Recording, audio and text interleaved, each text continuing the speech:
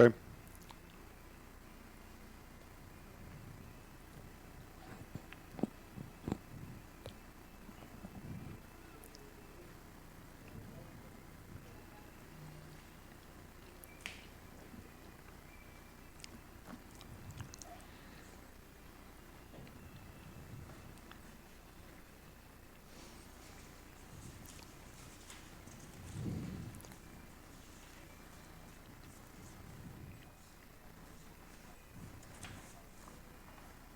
Okay.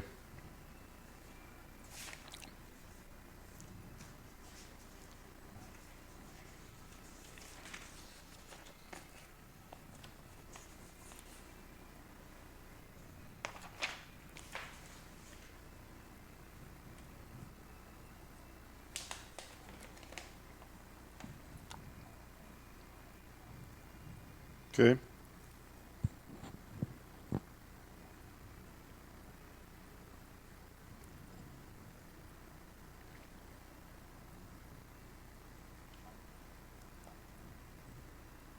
Okay. Hey, Coach, help me remember when they come out to talk to the coach. If you can help me with that. When is she going to do it? When the players leave the field, Okay. I'll just forget if I'm not careful. This thing will squelch. She's going to squelch this thing too. So.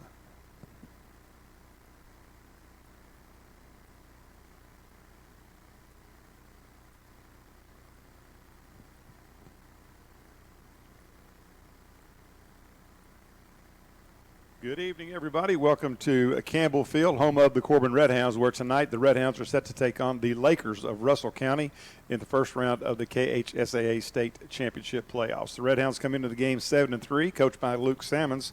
The Russell County Lakers, coached by Stephen French, 3-7 on the year. Corbin, a very impressive 7-3, though.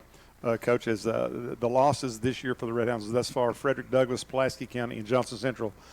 All three of those are in the playoffs. Obviously, expect to go deep into the playoffs. So it's a very strong 7-3 team that I think, and we've been talking about this for the last few weeks, that tends to be peaking right now. And I guess I should have introduced my partner before we got going here, but joined by Burley Foley here tonight as usual. And Coach, it's another beautiful night for football. Getting a little cooler, but the weather's still been just outstanding thus far. And good, interesting game here. We've not played Russell County in a while, and look forward to a good one here tonight. It's been a tale of two seasons, Dave. Early on, brutal schedule, 6A teams, very good teams, all in the playoffs, all very highly rated. Second half of the season, not so much. This 3 running clocks in a row in our district. So, I'll quote, and again, quote Bill Parcells, what he always would say: this way you lift all them weights and why you run all those sprints to get to this point where it's playoffs. It means something. It's win or go home. So it's an exciting time for both Russell County and Corbin. Corbin heavily favored, and I look for the Redhounds to win. Well, again, I think that these games they're a bit controversial. And we've had 4 teams, I believe, if I looked, and one of them was the team that was set to play Matt Jewell's team over there. I want to say Scott County, not Scott County. South Warren. South Warren. But we had 4 teams that were number 4 seed that dropped out. They opted out of playing the first playoff game. They said there's no need for us to do that. And there's been a lot of talk about, should we even play the 1-4 game? Should the 4 teams just not get into playoffs? The one team gets a bye, kind of like what's happened with these 4 we've talked about. And I don't know how you feel about that, but to me, that would probably make sense. I think it does. I only know of a few times in the history where a 4 has beat a 1. Now, that's not to say that can't happen. The 2-3 matchups are interesting and better games, but the 1-4, my argument is if you've won your district and you came out number 1 in your district, you're not getting anything for it. You're playing a first game. So I think you should draw a bye for that game to really, I mean, as most sports brackets I see, that's kind of the way it works. If you win something, you get something. And again, most of these games, I looked at the schedule as you did prior to the game. They're not very good football games, and there'll be very few games across the state 1-4s. Now I'm speaking of. I'm not speaking of 2 and 3s. That's a different set of circumstances. Right. No, I agree 100%. I think to your point, the ones do deserve a break, I think, and that best break would be a bit of a rest after a long regular season. Because who knows, you know, based on the way scheduling is, your open week may have been the third week. Some of these kids are going their seventh or eighth consecutive week of playing football, and that is tough. So at any rate, we're not going to change anybody's mind tonight on that.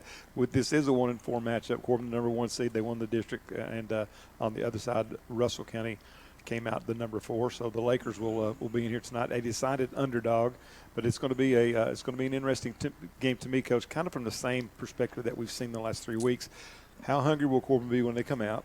How sharp will they be? Will they continue to do the things that you and Luke talked about Saturday morning? Cut down on the penalties, cut down on the mental mistakes. And quite frankly, this should be a game that should be another running clock if Corbin plays up their potential. We talked about that, as you said, last week, and I brought focus to it. I said, Coach, we're being penalized some and more than what I think we should be, and not that it matters what I think, but by the same token, he agreed with me. He said we have, and we got to cut down on that. Last week we only had 50 yards in penalties, had another running clock. We're sharp. We were sharp. What I see this team is evolving into is a lot of participation by different people who are making plays. We knew Cam Estep was going to make plays on offense. We knew Cole Stevens was going to be a tough out at running back. But now we're seeing kids like Akins get involved, Tatum Cox, just different people, Lucas Britton playing some offense, catching some balls. And then on the defensive side, we talked about, Eli, he's a Division I prospect, as well as Malachi Brown. But what we've seen is the Max Farmers get better, the Josh Goinses get better, and that's where you want your football team to be. Malachi, Zachary, another kid. And then the freshman, Marlowe, he started to get some snaps. That's how you build a good team. You can't build a good team with 3 or 4 players. You got to have 16, 18, 20 kids that can play, and that's where I think Corbin's made the most improvement. We have more people getting involved, making plays than we did early on. Well, depth is always a thing that coaches talk about, and I used to have this argument with my old friend Dave King. We used to talk about depth in basketball because we started out doing basketball first, and quite frankly, I think depth in high school basketball is greatly overrated in my mind. You play 32 minutes, and there's not nearly as many injuries, not nearly as physical game, and I think sometimes depth can be a detriment. But now that's a whole different can of fish in football. In football, you need all the depth that you can get, and I think and I was giving the lineups to the Russell County announcers earlier today, and I said we don't have all that many kids that play 2 ways, and the ones that do play are kind of in quote unquote skill positions, if you will, or defensive backs, running backs, wide receivers. And we got some linemen to come in and out there, and in certain occasions you'll see Malachi Brown and Petrosky and those guys go both ways, and some of the bigger linemen. But with that being said, I think that you're exactly right. I think we've got more skill players as well as linemen that are contributing now, and they're kind of hard to guard when they spread that field out with 2 wides on either side, and Stevens back there is kind of pick your poison.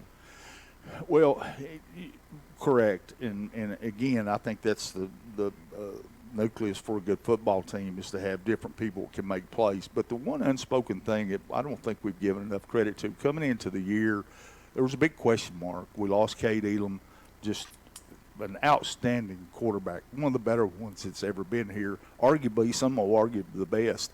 Now, with that being said, here comes a kid that's not taking any snaps as a varsity quarterback.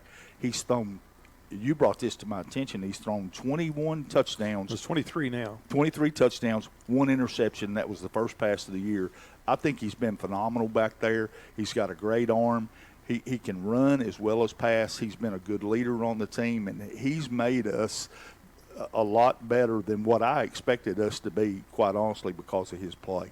Well, he does not lack for confidence, and to me, he plays a little bit of a chip on his shoulder. And we've mentioned a couple times, everybody knows he's not 6'3", and I think that has kind of played to his advantage.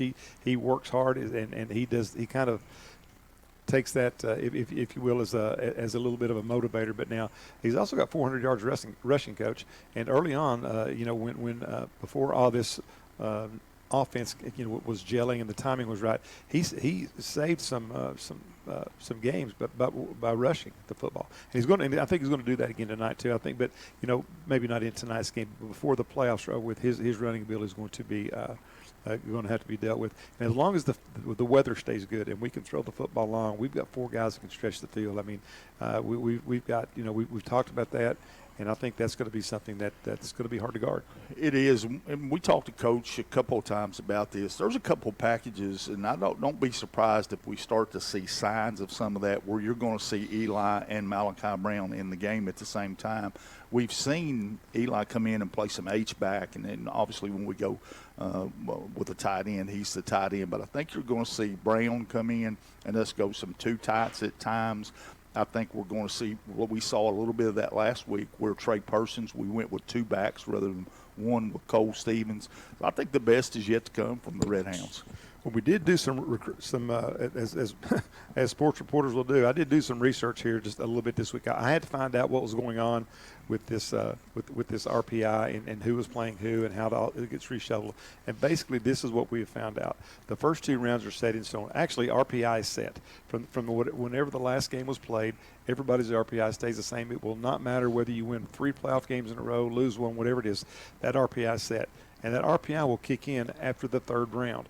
But beginning the 3rd round. So the first 2 games are set. So we know that if we win tonight, we're going to play the winner of Lincoln County and Perry Central. Now, we knew that. What we didn't know was this, is that 3rd round, it's reshuffled based on East and West. And so we will play, there'll be 4 teams on the East, 4 teams on the West left. We'll be the number 4 team probably there. We'll play the number 1, which looks like Boyle.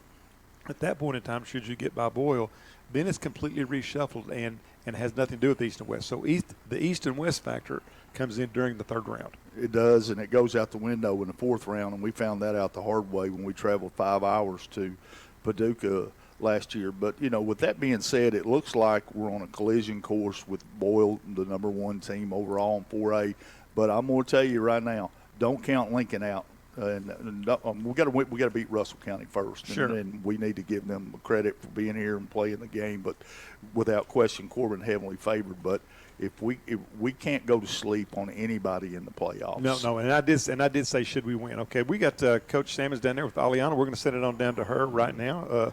Aliana, down to you. I believe we do. I see her, but I don't see Coach Sammons yet. Yeah, I think she's working her way over there. We're gonna hold on. We've got her on hold. We'll just see if we can track him down. We're gonna try to get him as he leaves the field. That way he does not have to try to sort through things here when they come back out on the field. It's a little bit hectic at that point in time. So we'll just hold on to it right here. But again, I think that I believe do we have Coach? Yeah, let's go down to Aliana. Hey, Coach, first round of the playoffs, what has been your message to the team throughout the week? Just keep getting better. Every game counts now, and they had a great week of practice, and they're ready. Was there anything different in this week's preparation to get ready for this moment? No, it's another opportunity, and the kids are excited. What is the biggest challenge Russell County presents for your Red Hounds tonight? We just got to play football. Thank you, Coach. Back to you, Dave. All right, thank you, Aliana. Again, man, a few words, but I think you can hear the I don't want to say stress, but you hear the excitement, the prep. This whole thing changes when you start playing one and done. It does. You play all year. You go through some highs and some lows. We saw the schedules we talked about often, and we lost 3 games. But what I've seen this Corbin team do is they've learned a lot from those games, and they've progressed. And anytime you talk to Coach Sammons, he has one specific thing that he always says: we want to get better. And I think this team has done that. Well, all right, we're still about 15 minutes at least on the clock before we kick this thing off between Corbin and Russell County. We're going to take a timeout, then we'll be back to Campbell Field. Stay with us. You're listening to Red Out Football on T107. Are you looking for reliable electrical supplies? Look no further than Eubanks Electrical Supply. From light bulbs to circuit breakers, we've got everything you need to power up your projects. Our expert staff is ready to help you find the right tools and materials to complete your project. Whether you're a DIY enthusiast or a professional contractor, Eubanks Electrical Supply has you covered with top brands and friendly service. Stop by today in Corbin, Kentucky at 701 South Main Street or in Somerset, Kentucky at 1030 West Columbia Street and discover why Eubanks Electrical Supply has been the trusted name in electrical supply for over 60 years.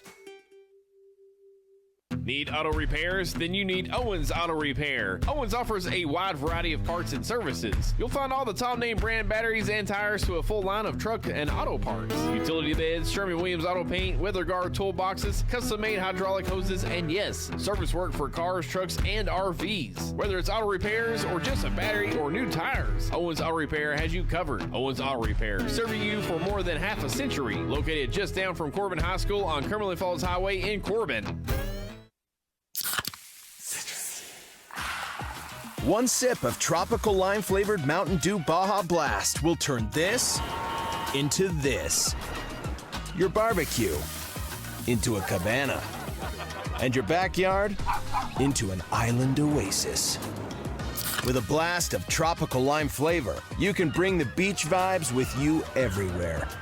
Grab some friends and ice-cold Mountain Dew Baja Blast today. Do the Dew.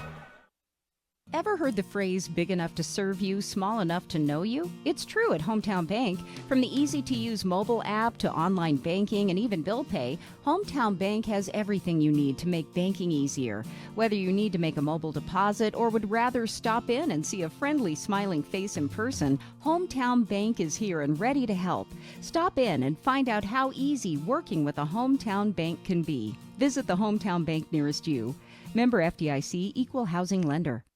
Hey, this is Sammy here at Sammy's Furniture, and apparently pain heals, chicks dig scars, and glory lasts forever, just like the mattresses here at Sammy's Furniture and Mattress. Guys, we got over 62 floor model mattresses, and they're in stock and ready to be taken home today. We'll help you find a mattress that won't break your back or your budget. We've got discounts when you pick it up, and 12 months same as cash financing if you need it, folks. At Sammy's Furniture and Mattress, we're open 7 days a week from 10 to 6. On Sundays from 12 to 5, you can score a touchdown with a mattress from Sammy's Furniture and Mattress. Come see us today.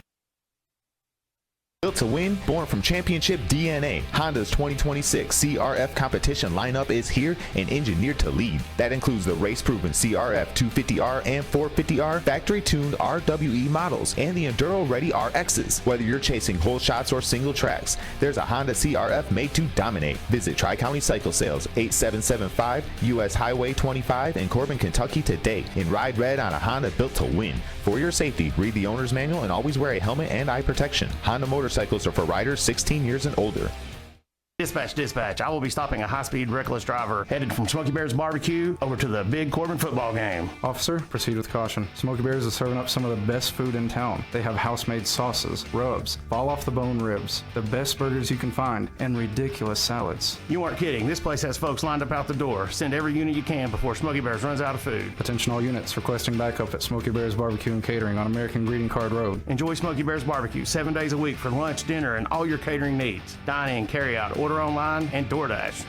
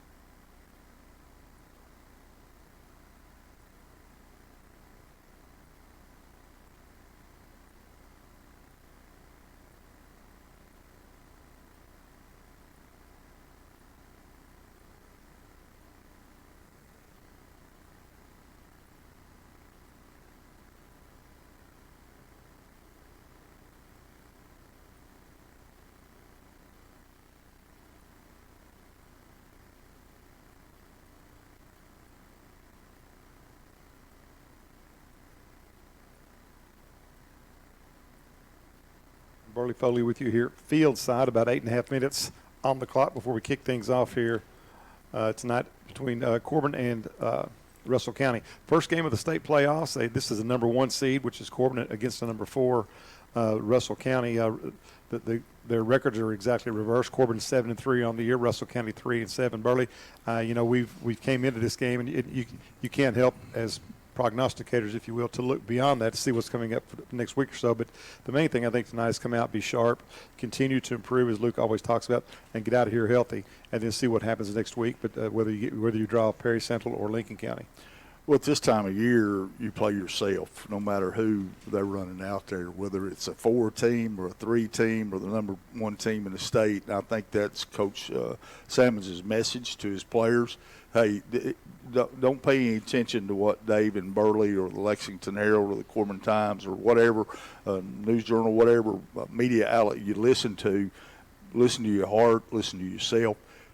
You play yourself right now. If you continue to do that, you're going to stretch this thing out into pretty well. You go to sleep, you're going to get injured, you're going to play bad, you're going to make mistakes. So that's what I'm anxious to see is, are we still clicking like we have 3 straight running clocks in a row?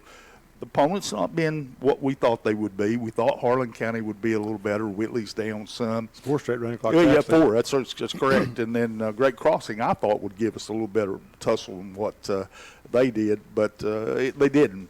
But it's Russell County. That's the opponent. But the real true opponent is yourself.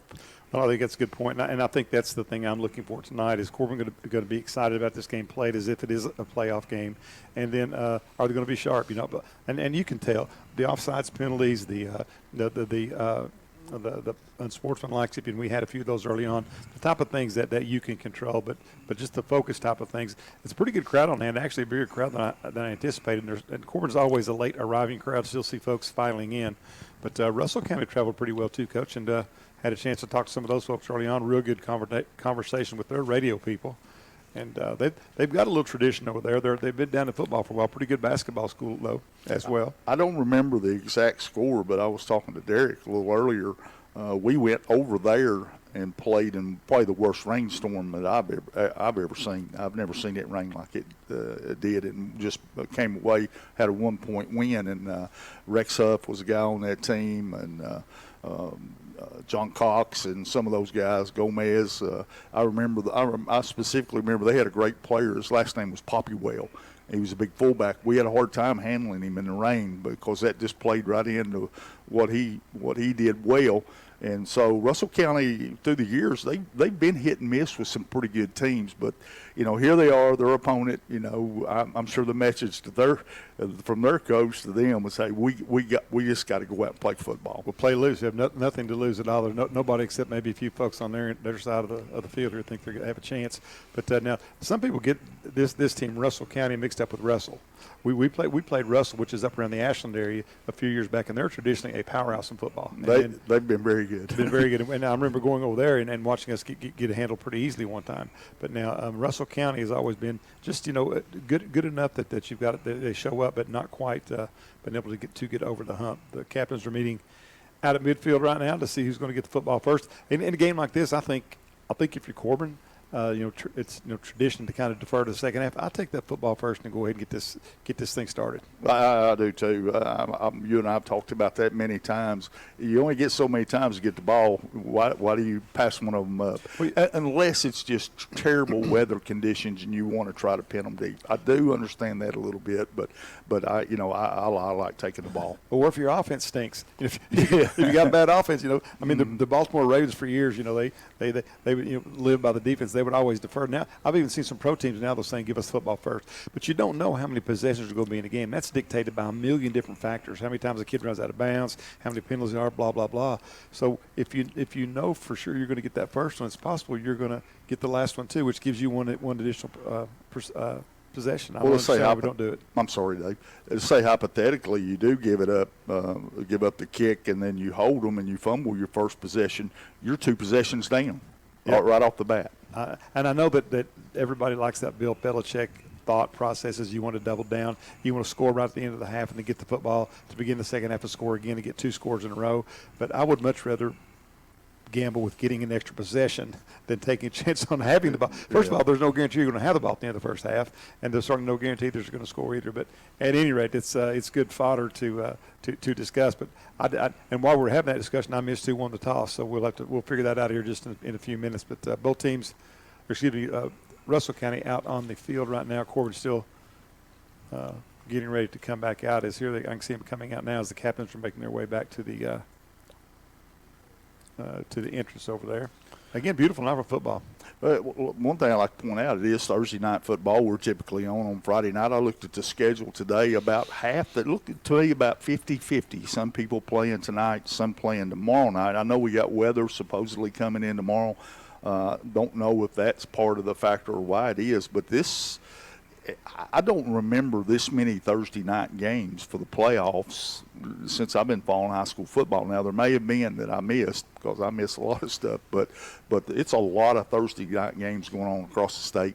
It was always the exception rather than the rule, and you're right, it's about a 50-50 split here. I think that from a coaching standpoint, the rain is a good excuse to play tonight and perhaps scout your future opponent tomorrow night. I did look and see Lincoln County is playing tomorrow night, so Corbin will get a look at Lincoln County, but also Lincoln County is more than likely here tonight getting a look at Corbin. Yeah. And again, we don't mean to try to call these games before they've been played, but the two heavy favorites thus, to meet next week would be Corbin and Lincoln. That would be a huge upset on either end if one of the two didn't make it. So while you get to go scout them, they also get to come and scout you, so that may be a wash. Well, in today's modern era of technology, everything's on huddle. Used to, it wasn't that way. They were still moving. Coach Adams, this summer I had the opportunity to hear him, or this fall, I heard him tell the story about how they got films going to the bus station and picking them up, and that was pretty interesting. But now, of course, they have this site called Huddle. Corbin leads at 7-0, scored in their first two plays. Stringer rolling to his left now. He's in a bit of trouble. Petrosky's after him, sets up, fires for the left sideline, incomplete. And Russell County's going to have to kick it away here on 4th down and 8, I would suspect. Good coverage by Britton. Britton, again, a senior, injured last year. Has come back and had a great senior year. We're happy to see that about Lucas. Yeah, absolutely. He's, and again, that's another good wide receiver there. I mean, there's 5 or 6 kids on this team that would start at wide receiver for anybody in the state. He and Tate and Cox don't usually get the start at wide receiver, but they play a lot. Both have scored touchdowns this year. Yeah. Evan Hutchison is the punter. He'll hit this one from about the 23-yard line. High snap, fields it though, gets it off. He's a left-footed punter. Punter gets a kickoff. It's a knuckleball, bounces at about the 40, takes a Laker roll down to the 32. E-step backs away and lets it quit rolling, and that's where the Hounds will take over 1st down and 10. Well, it didn't take long the first series. I look for us to do some things different, to give some teams different things to look at as they scout us.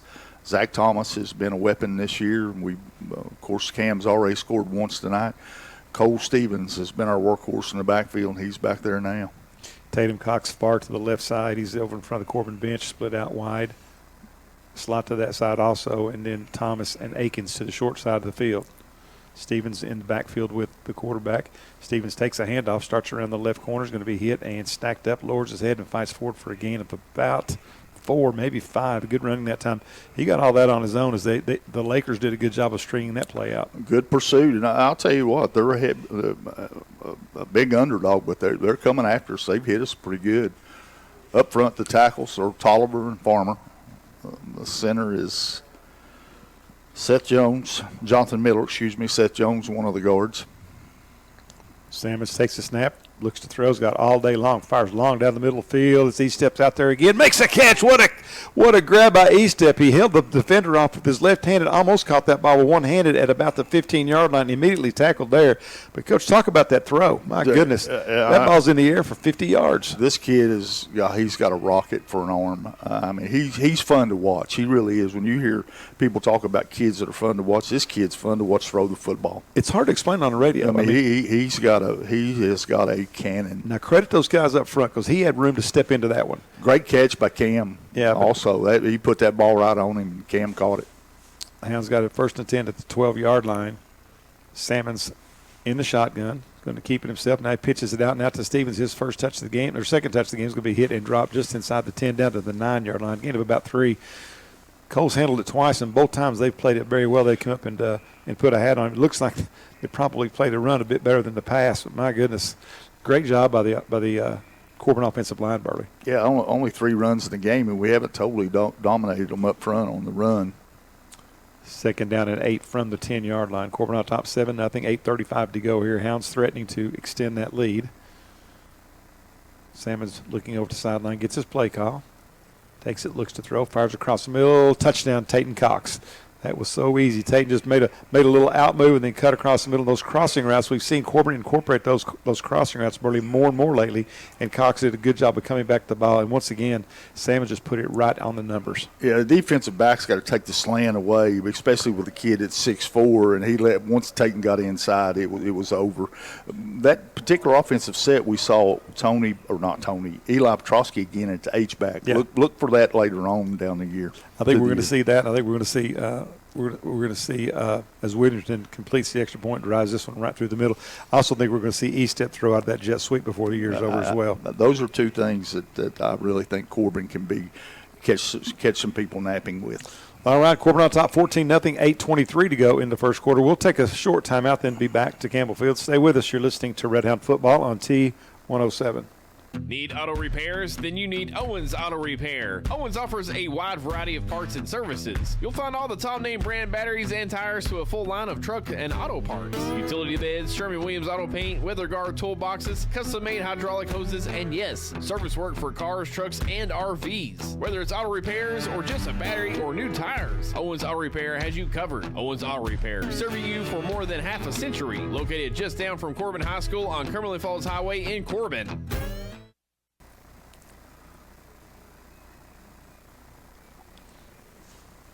Back at Campbell Field, 14-0, Corbin on top. Burley, Corbin's picked up where they left off at pretty sharp. Yeah, this is, it's a total mismatch. Russell County only with 26 players dressed and 2 that appear to be in their street clothes injured. Well, here's the kick. So it'll be taken by Willett back deep at about the 15-yard line. Starts up the center of the field, gets a little bit of a daylight, gets it out over the 25. We pull down there. And that's where the Lakers will take over. First down and 10, trailing 14-0. Luke Hatfield, again, on special teams. Luke plays. He gets some snaps with the first unit, but doing a great job. Well, we call his name a lot on the special teams, don't we? He does. He's been a good special teams player. Substitution now for Corbin into the game is the freshman, Jackson Marlowe. He's going to play some linebacker. He's alternating in there with Malachi Zachary. 2 good young players, and whoever's on the field, it gives you both of those kids are very aggressive. Low snap picked up by the quarterback. Lucky to have fielded that one. He's going to manage to get back to the original line of scrimmage, and that will bring up second down and long. Goins, Farmer, going to stop for Corbin. Both the inside defensive tackles, both of them good-sized lads. Max Farmer, a senior this year. Josh Goins, a sophomore. Coach, how tall is Tayton Cox? I saw him down at practice. He's listed at 6'3", but he looks to be 6'4", 6'5". I was going to say he looks like he's grown this year. He's a tall, slender kid. Boy, he really looks good. He was a solid 3-4 inches taller than Cam right there side by side. Quarterback takes the snap. Oh, he is hammered. Boy, what a pop that time by Mahan. Silas Mahan bent him backwards, and that was a quarterback stringer there. Whew. Yeah, that's playing downhill as a linebacker. And early in the year, we weren't doing that, but that's another improvement I've watched Corbin make.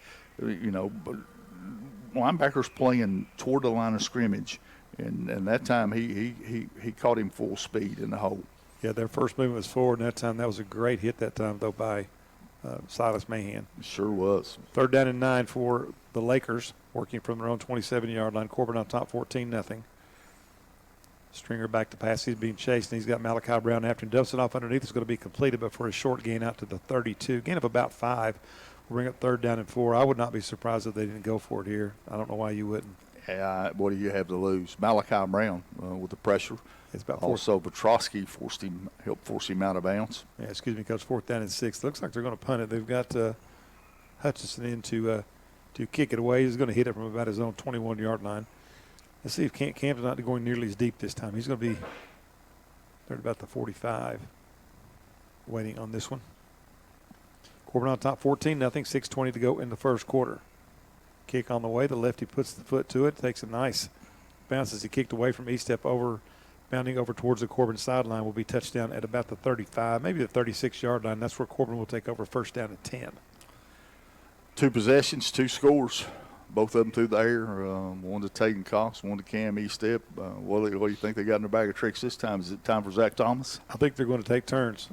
and here's the thing. I don't know that I would give Stevens another carry, to be honest with you. And I'd be really careful. You want to get the running clock, but this is just the prime area where you just don't want to get anybody hurt. Hand off to the right side. Now it's going to be Person on the jet sweep. He cuts it up. He makes a nice move. Loses a couple acres. He's at the 50. He's at the 40. He's at the 30 down the right sideline. One guy to beat. He's going to be hit and pulled down from behind at the 15. What a run by Trey Person all the way down to the 15-yard line. Wow, that's a 51-yard run, Coach. May have a penalty, Doc. I see us standing back here. No, he's waving it off. What Trey did is he got on the sideline and he realized that he had some people out in front. He made a good little cut there to pick up another 15 yards. I like the 2-back set with him and Cole in there. It really is. We're seeing a little more and more of that as we go on. Cole's been the workhorse. He'll continue to be the workhorse. But Trey Person's getting some carries is going to make Cole better. Well, Trey's a good blocker in there, too. He is. That gives you, he's a big, strong kid, and he's got a nice base on him. He can really drive kids out of there. First and 10 from the 15. Sammons looks to throw, sidearms it out there to Britton. Britton makes a move. He's going to be drugged down just inside the 5, about the 3-yard. I thought he was going to take that one for a touchdown. I'd like to see Lucas get in the end zone. He's been so close. That's about 4 times he's been knocked down inside the 5 this year, Coach. Yeah, that was just a little stop route, and he made the cut inside like you're taught to do, but he couldn't get in the end zone. Well, they can throw it to him right now. That defensive back is 15 yards off of him at the 3-yard line. They're going to hand it up straight up to get the Person. He's hit and dropped. Nice tackle that time by the linebacker there from Russell County. His Person may have lost a yard, so second and goal from about the 6-yard line, I guess 7 maybe. Yeah, we're getting a little penetration in the offensive line. I'm sure that they will want to correct that. Salmon's working out the shotgun. He's got backs on either side. The 2-back look, as Burley was talking about, Person to his left and Stevens to his right. Now he makes an adjustment and sends Person out in motion. Ball fakes to him, throws back to the right side. He's got the catch out there is made by Stevens, and he's going to make it just inside the 5. Wrestled down at the 4. Short gain of only a yard. Will bring up third down and go from the 4. Well, they had Lucas out to the left, and he was wide open on the out, but the play was designed to come back over here as a little screen back.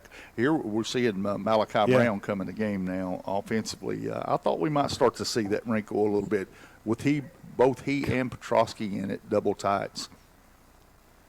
Person is set about 1.5 yards behind the quarterback, Sammons, who's under center now. Send E-step in motion. They pitch it out to Cam. He's picking his way, lowers his shoulder, dives for the end zone. He's not going to make it in. He's pushed back at about the 1-yard line. Good defense. Hey, Russell County has played as good these last 3 runs as they played the whole game. They're being a little stubborn. Malachi Brown had a tremendous block. I see why he's starting to play a little bit of offense. He had his guy 15 yards to the end zone. Yeah, I wouldn't want to try. I wouldn't want him trying to block me. He is a large kid, let me tell you. Yeah, he'd have to clip me because my back would be to him. It's a big cat. Corbin go forward on 4th and 1. They hand off to Stevens, or was that a quarterback keeper? Sammons. Quarterback keeper Sammons takes it in. Faked to Stevens, took it in behind him, and Corbin on the board again. 20-0 now. Corbin on top, 3:50 to go in the first quarter play, and Sebastian Witherington on to Coach. To 10th. Let me ask you something from a coaching standpoint. There's going to be a point in time where you're going to need to go for 2. But is this a good time to practice some of that stuff, or do you not want that out on tape? That's a thin line. One, you don't want to think your opponent you're humiliating. Witherington drives it down the middle. We'll keep it here during the break. Corbin on top, 21-0. You're right, and that is a big part of it. But I think at some point in time, some live game action going for 2. We probably not went for 2 3 or 4 times this whole year. We talked to Coach Salmons about that back in I don't know what week it was, but he said they the do. Johnson Central game. Yeah, it was, and he said we do have some packages where we'll go for 2, and we're seeing Corbin start to go with some little new wrinkles a little bit at a time, because you don't want to put all your tricks out there, as I used to tell Coach Jewell, who's got the tricks today, but we're seeing we saw. That series, Malachi Brown and both Eli Petrosky at double tights. We hadn't seen that in a while. We're seeing some 2-back sets now. I think the first game last week was at Great Crossing. We had seen that. We're seeing persons get in the flow of things, getting some more carries. So little by little, I think we're starting to put some of that stuff out there. Hey, there's not enough footballs to spread around for some of the talent they've got right now. Witherington on to kick it away. It's a short end over end kick. It's going to take a bounce at the 22-yard line, take about up back at Kennett, and he's going to get it out over the 25. Good coverage by Corbin. And again, that high, I don't want to call it a pooch kick, but he's really good, Burley, at getting under that thing and, as we would say in golf, kind of chili dipping it. And early in the year, we saw him getting it down to the inside the 5 multiple times, but now he's just kind of focusing on that tough kick. Well, you're trying to shorten the field. You're kicking it to a certain area, and you're squeezing your return team, or your kickoff team to that area, and it shortens the field. If it works, it's great, but boy, it's wide open opposite of there if the back can get outside. But you've got to make the first tackle, or else you're going to be giving up, good position at the 35 or 40-yard line. A lot of pressure on the outside guy away from it. Yeah. You're exactly right. Stringer at quarterback. Takes it, leads it off with the second back through. That is going to be, I believe, Williams. And number 6, Williams, he's going to be hit at the line of scrimmage. It's stacked up. Not much room there.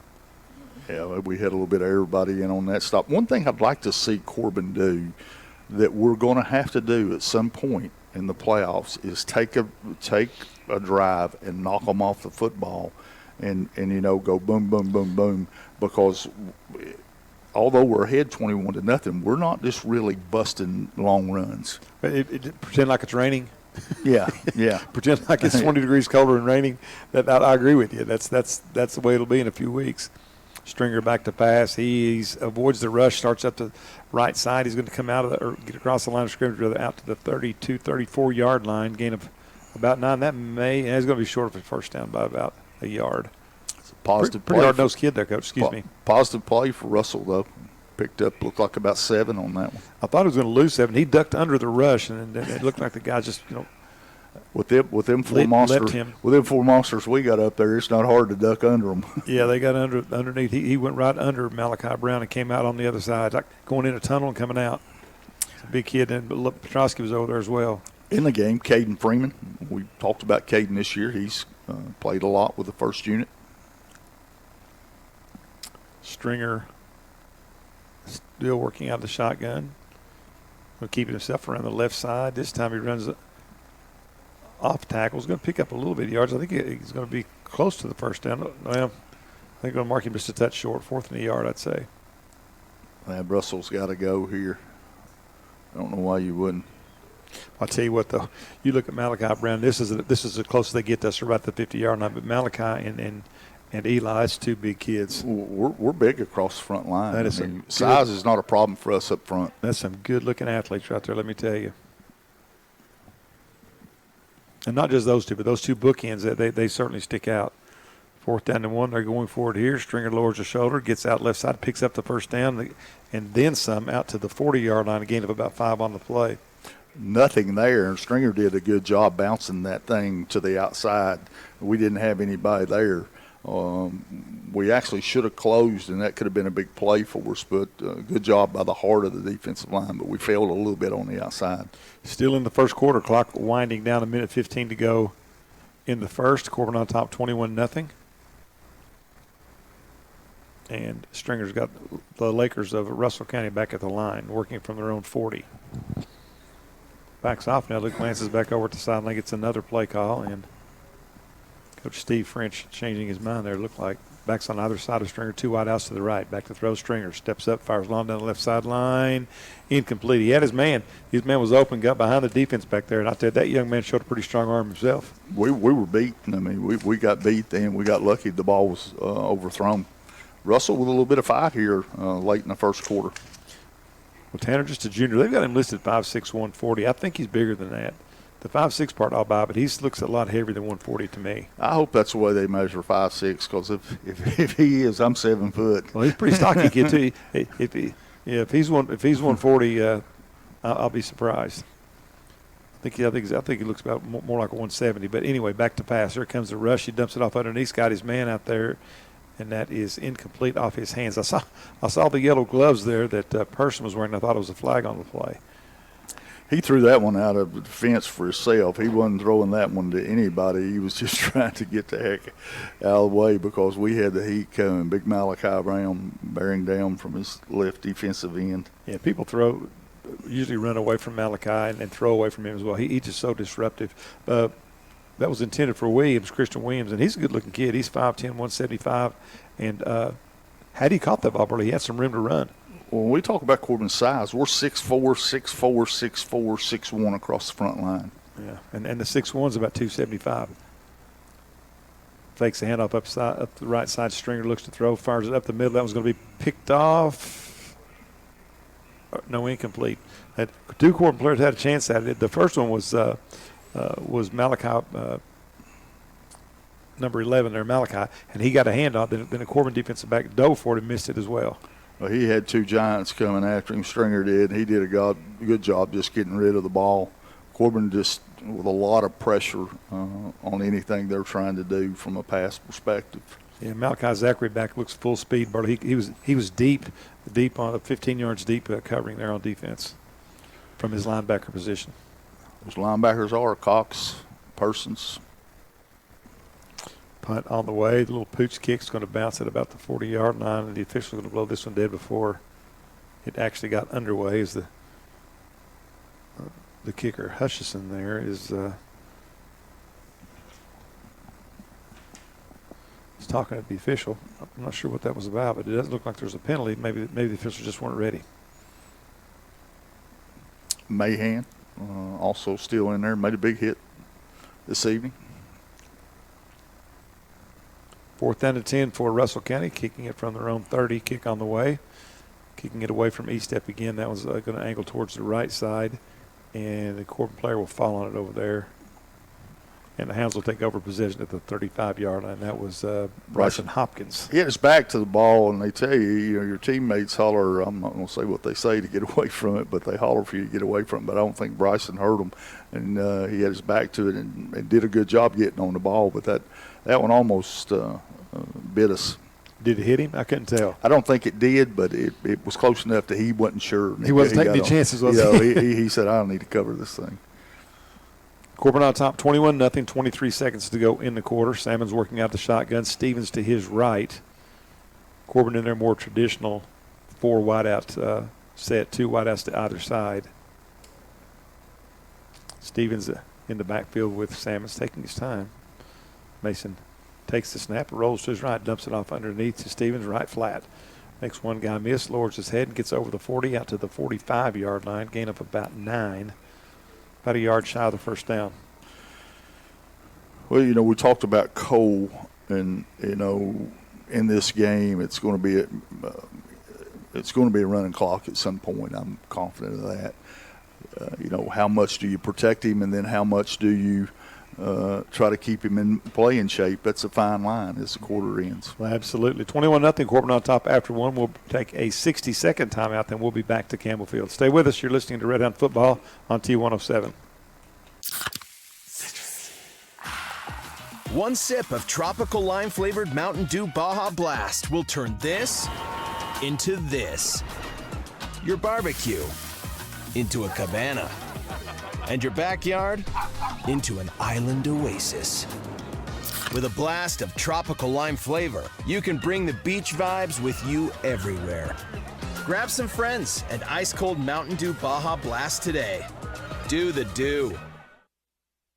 Ever heard the phrase big enough to serve you, small enough to know you? It's true at Hometown Bank. From the easy-to-use mobile app to online banking and even bill pay, Hometown Bank has everything you need to make banking easier. Whether you need to make a mobile deposit or would rather stop in and see a friendly, smiling face in person, Hometown Bank is here and ready to help. Stop in and find out how easy working with a Hometown Bank can be. Visit the Hometown Bank nearest you. Member FDIC, Equal Housing Lender.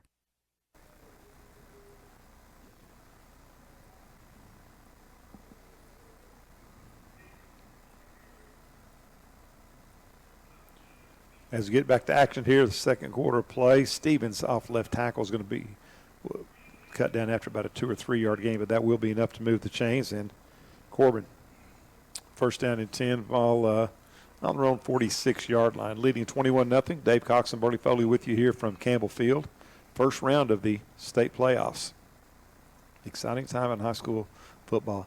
Fake up the middle. Salmon's got all day, dumps it off underneath, and pass is caught, but it will not gain very much, if anything, maybe a yard or two. I didn't pick up who that was. There was that Cox. I couldn't see it from here. Looks like it's E-Step. I'm sorry. It was E-Step out. He was behind some of those big blockers, but well defended once again, though, Burley. That's something we never talk about enough, and nor does any media outlet, is the offensive line. Mason's had a great year, but they've given him time to have a great year. He's had all day in this in this game. Second down and 9 for the Hounds. Back to passes. Salmon's got time, steps up, fires long down the middle of the field. Got E-Step out there. He's going to track it down with the catch. Touchdown, Corbin. Caught that one at the 10, and that was another perfectly thrown football. 52-yard pass that time. E-Step's second of the night, the third touchdown pass of the night for Salmons, and Corbin extends their lead. They have quickly became one of the best 1-2 combinations we've seen in quite some time at Corbin High School. That's the 26th touchdown for Mason Salmons, 1 interception. That's pretty strong. I tell you, I think what I think about E-Step, I think he's just now getting fully healthy again. He is. There's no question about. They said it wasn't a high ankle sprain. It was a bad sprain because he was not himself for the first few weeks back. But he is very, very good right now, as we've seen in most of his career, all of his career. Witherington splits the uprights again for the extra point. 28-0, Corbin on top, 10:52 to go. Coach, a few other games going on throughout the state, and I know that a lot of these games, actually, we talked a lot about the 1 and 4 seeds and the 2 and 3 seeds. Some of the 2-3 games are pretty good. I marked a few of these that I thought were interesting. I can find my notes here, but I know that maybe a little harder to find than I thought. But I know that there is a lot of discussion out there whether or not these 1 to 4 games should be played. I don't know. I think that, in my opinion, I think if you ask the teams in an honest moment, these 4s that come in here they don't. This is the way they remember their season. That's a wonderful point, because I thought about that earlier. You're 3-7 on the year. You're trying to build a football program. That this is the time you get those guys back in the weight room, or they go on to their other sports. It's just demoralizing, and I think it plays no benefit to a 4-place team to be put in this situation. And it certainly doesn't benefit the number 1 seed if they were to get somebody injured, knock on wood. Witherington's kick is the long one, this time taken back inside the 10 at about the 8-yard line by Kennett. He's going to start up the right side, makes a couple guys miss. Nice move to 30, still on his feet, out over the 40, up the right sideline, all the way out to the 50-yard line. That's a nice run back that time, and a very patient run back that time by the running back there for Russell County. Well, we didn't tackle well. When we seen that hurt us in a game earlier, we had people there to make the tackle and didn't get them on the ground. Yeah, Kennett Wills, nice run back there, gets it all the way into Corbin territory. Actually, he's going to be marked down at about the 48-yard line. So the first time that Russell County has been in Corbin territory. 10:42 to go in the half. Corbin on top, 28-0. And defensively, still looks like the same lineup we started with.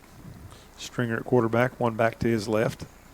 Going to keep it himself. Starts around the left corner, cuts it up. He's got some room. He's into the Corbin secondary inside the 40 down to about the 38-yard line. Gain of 10, maybe 11 on the play. That will move the chains for Russell County. Just a straight quarterback sweep. Not because we've subbed down. We do have one substitute in the game from the starters, but he's played a lot this year and really kind of considered a starter as Tyson Blaylock. Russell just putting together a little bit of offense here. And that was a good run that time by Williams, number 6. Good-sized kid Williams is. He's listed at 5'10", 175. Good-looking kid in a uniform. Stringer with Williams to his left, 2 wide outs to the right. Going to keep it himself, rolling to the short side of the field, lowers his head, and he's met there and stacked up. Probably no gain on that play, 2nd down and 10. Good defense by Hatfield. Looks like Mahan over there to help clean up. Also Josh Goins. Josh goes out of the game. Josh Goins only a sophomore. I'm excited to watch him progress over the next few years. Good-looking kid. You know, he's a lot taller when you see him up close than you realize. He's such a broad kid, but he's a big kid. 2nd down and 11. Actually, a loss on the play for Russell County, working from the Corbin 38-yard line, 9:30 to go in the second quarter. Back to pass to Stringer. Here comes Brown. He's after him. He's got a hold of him, and down he goes. Boy, he threw him down like a dish rag. Yeah, he did, didn't he? He got a handful of jersey, and that's all it took. I've not thrown dish towels down that hard before. Yeah, he's a good look. Of course, again, everybody in the country: Ohio State, Alabama, all the big boys, Tennessee, UK. Everybody's. You know, my favorite thing about him, he's a junior. Yeah, he'll play for Corbin next year. And I don't mean his namesake junior. He's a junior in school. He's a young kid too. If you talk to the coaching staff, he's going to graduate. You know, young. He's not not one of these holdback kids. He's probably 16 years old right now. Good looking kid. Stringer working from the shotgun, flag, and I believe that's going to be a delay game. That's one thing I like to point out. No penalties that I remember on the Red Hounds to this point. No, you're right. I don't think they're having that. There's not been hardly any penalties on either team up to this point, and just the ones they had to call. That one was forced upon the back judge that time. He's looking square into that play clock. You know, Coach Salmons, what I've learned about him, he's a man of his word. He's when you point something out, he don't mind it, and he'll talk to you about trying to correct it and what went wrong, and that's what I've seen out of him this year. 3rd down and 20 now for Russell County. Back to pass. His Stringer rolls out to the left, fires long down the left sideline. Has got a receiver out there, and that may have been caught. I think it was all the way down to the 20-yard line. Nice diving catch out there by, I'm going to get that kid number. That's 16 again. That's Christian Williams. He's kind of their go-to guy. He gets up limping a bit, but that's a nice pass that will be enough to pick up the first down of 25 yards. Good throw, too, by the quarterback running left, had the cavalry after him and just unleashed that thing, and then 16 came back and made a good catch. So Russell with a little momentum here. Corbin on top 28-0, 8:09 to go in the second quarter play.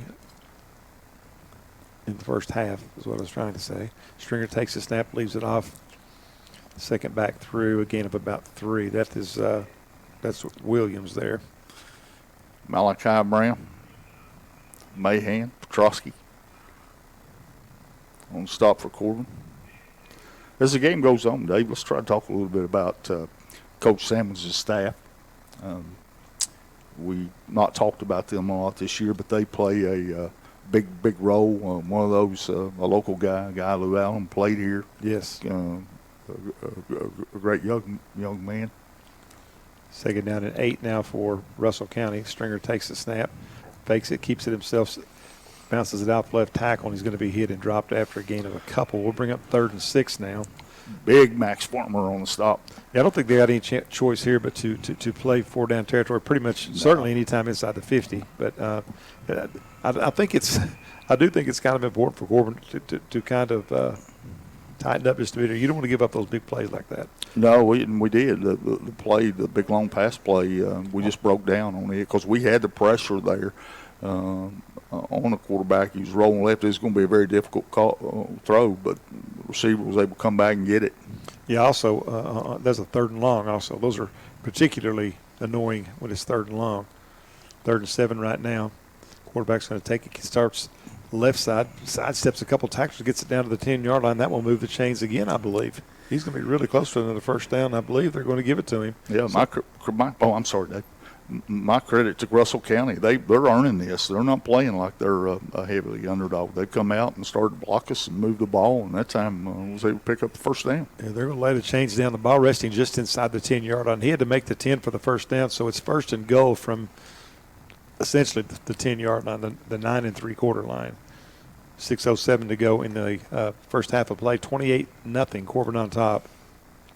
Russell County with the football, though, threatening here.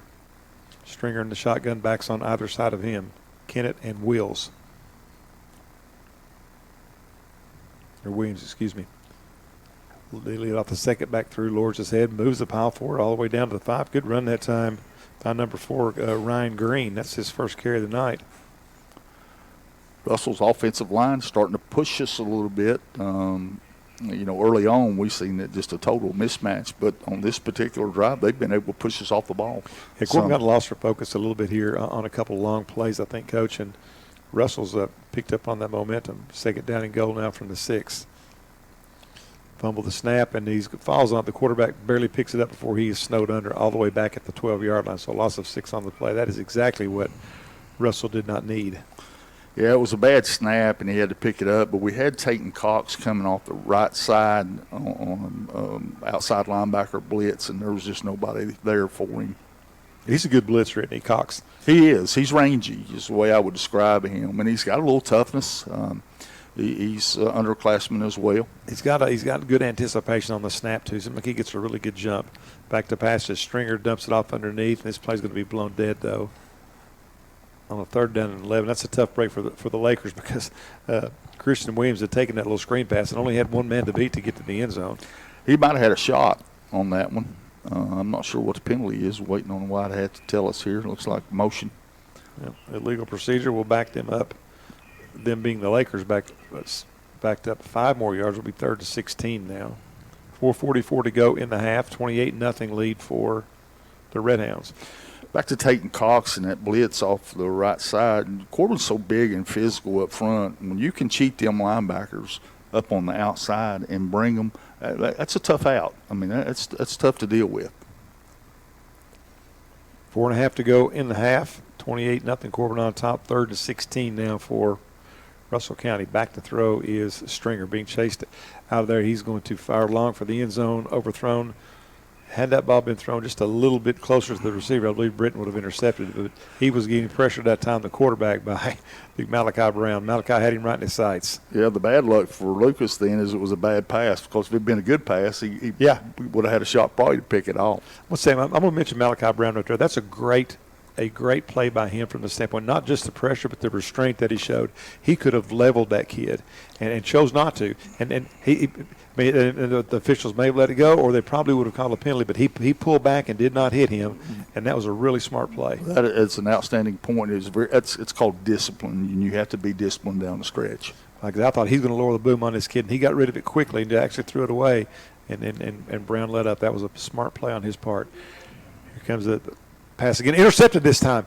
It's going to be caught by Max Farmer. He's at the 40. He's going to take this one all the way in. That was about a 2-yard pass that hit Farmer right in the face mask. He grabbed it and he's going to take it in for the touchdown. That's an 84-yard return for Max Farmer. He's being mobbed in the end zone. Think those kids don't like Max?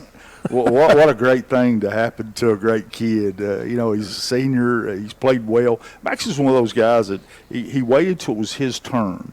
And when it became his turn, he became a good football player, and he gets a big play. It was a little screen, and Max smelled it out. Very intelligent kid. That's the second pass that we've seen. Petrosky had one like that earlier. They traveled about 2 yards, and we caught it, plucked it out of midair, and took it back for a touchdown. But that's a great run by Max. And I'll tell you what, he's either really, really fast, or the Russell guy said, heck with it, I'm not going after, because he was by himself from the 40-yard line in. Well, that's what I was going to point out. Max don't seem like he's very slow. He was getting on down the highway. Yeah, he may be a Olympic sprinter if because there was nobody around here from the 50-yard line on in. I think the real truth of it is Russell just said, heck with it. Yeah, but this is a big extra pointer. This will get the clock running for the balance of the game. Should Sebastian be able to knock this one through?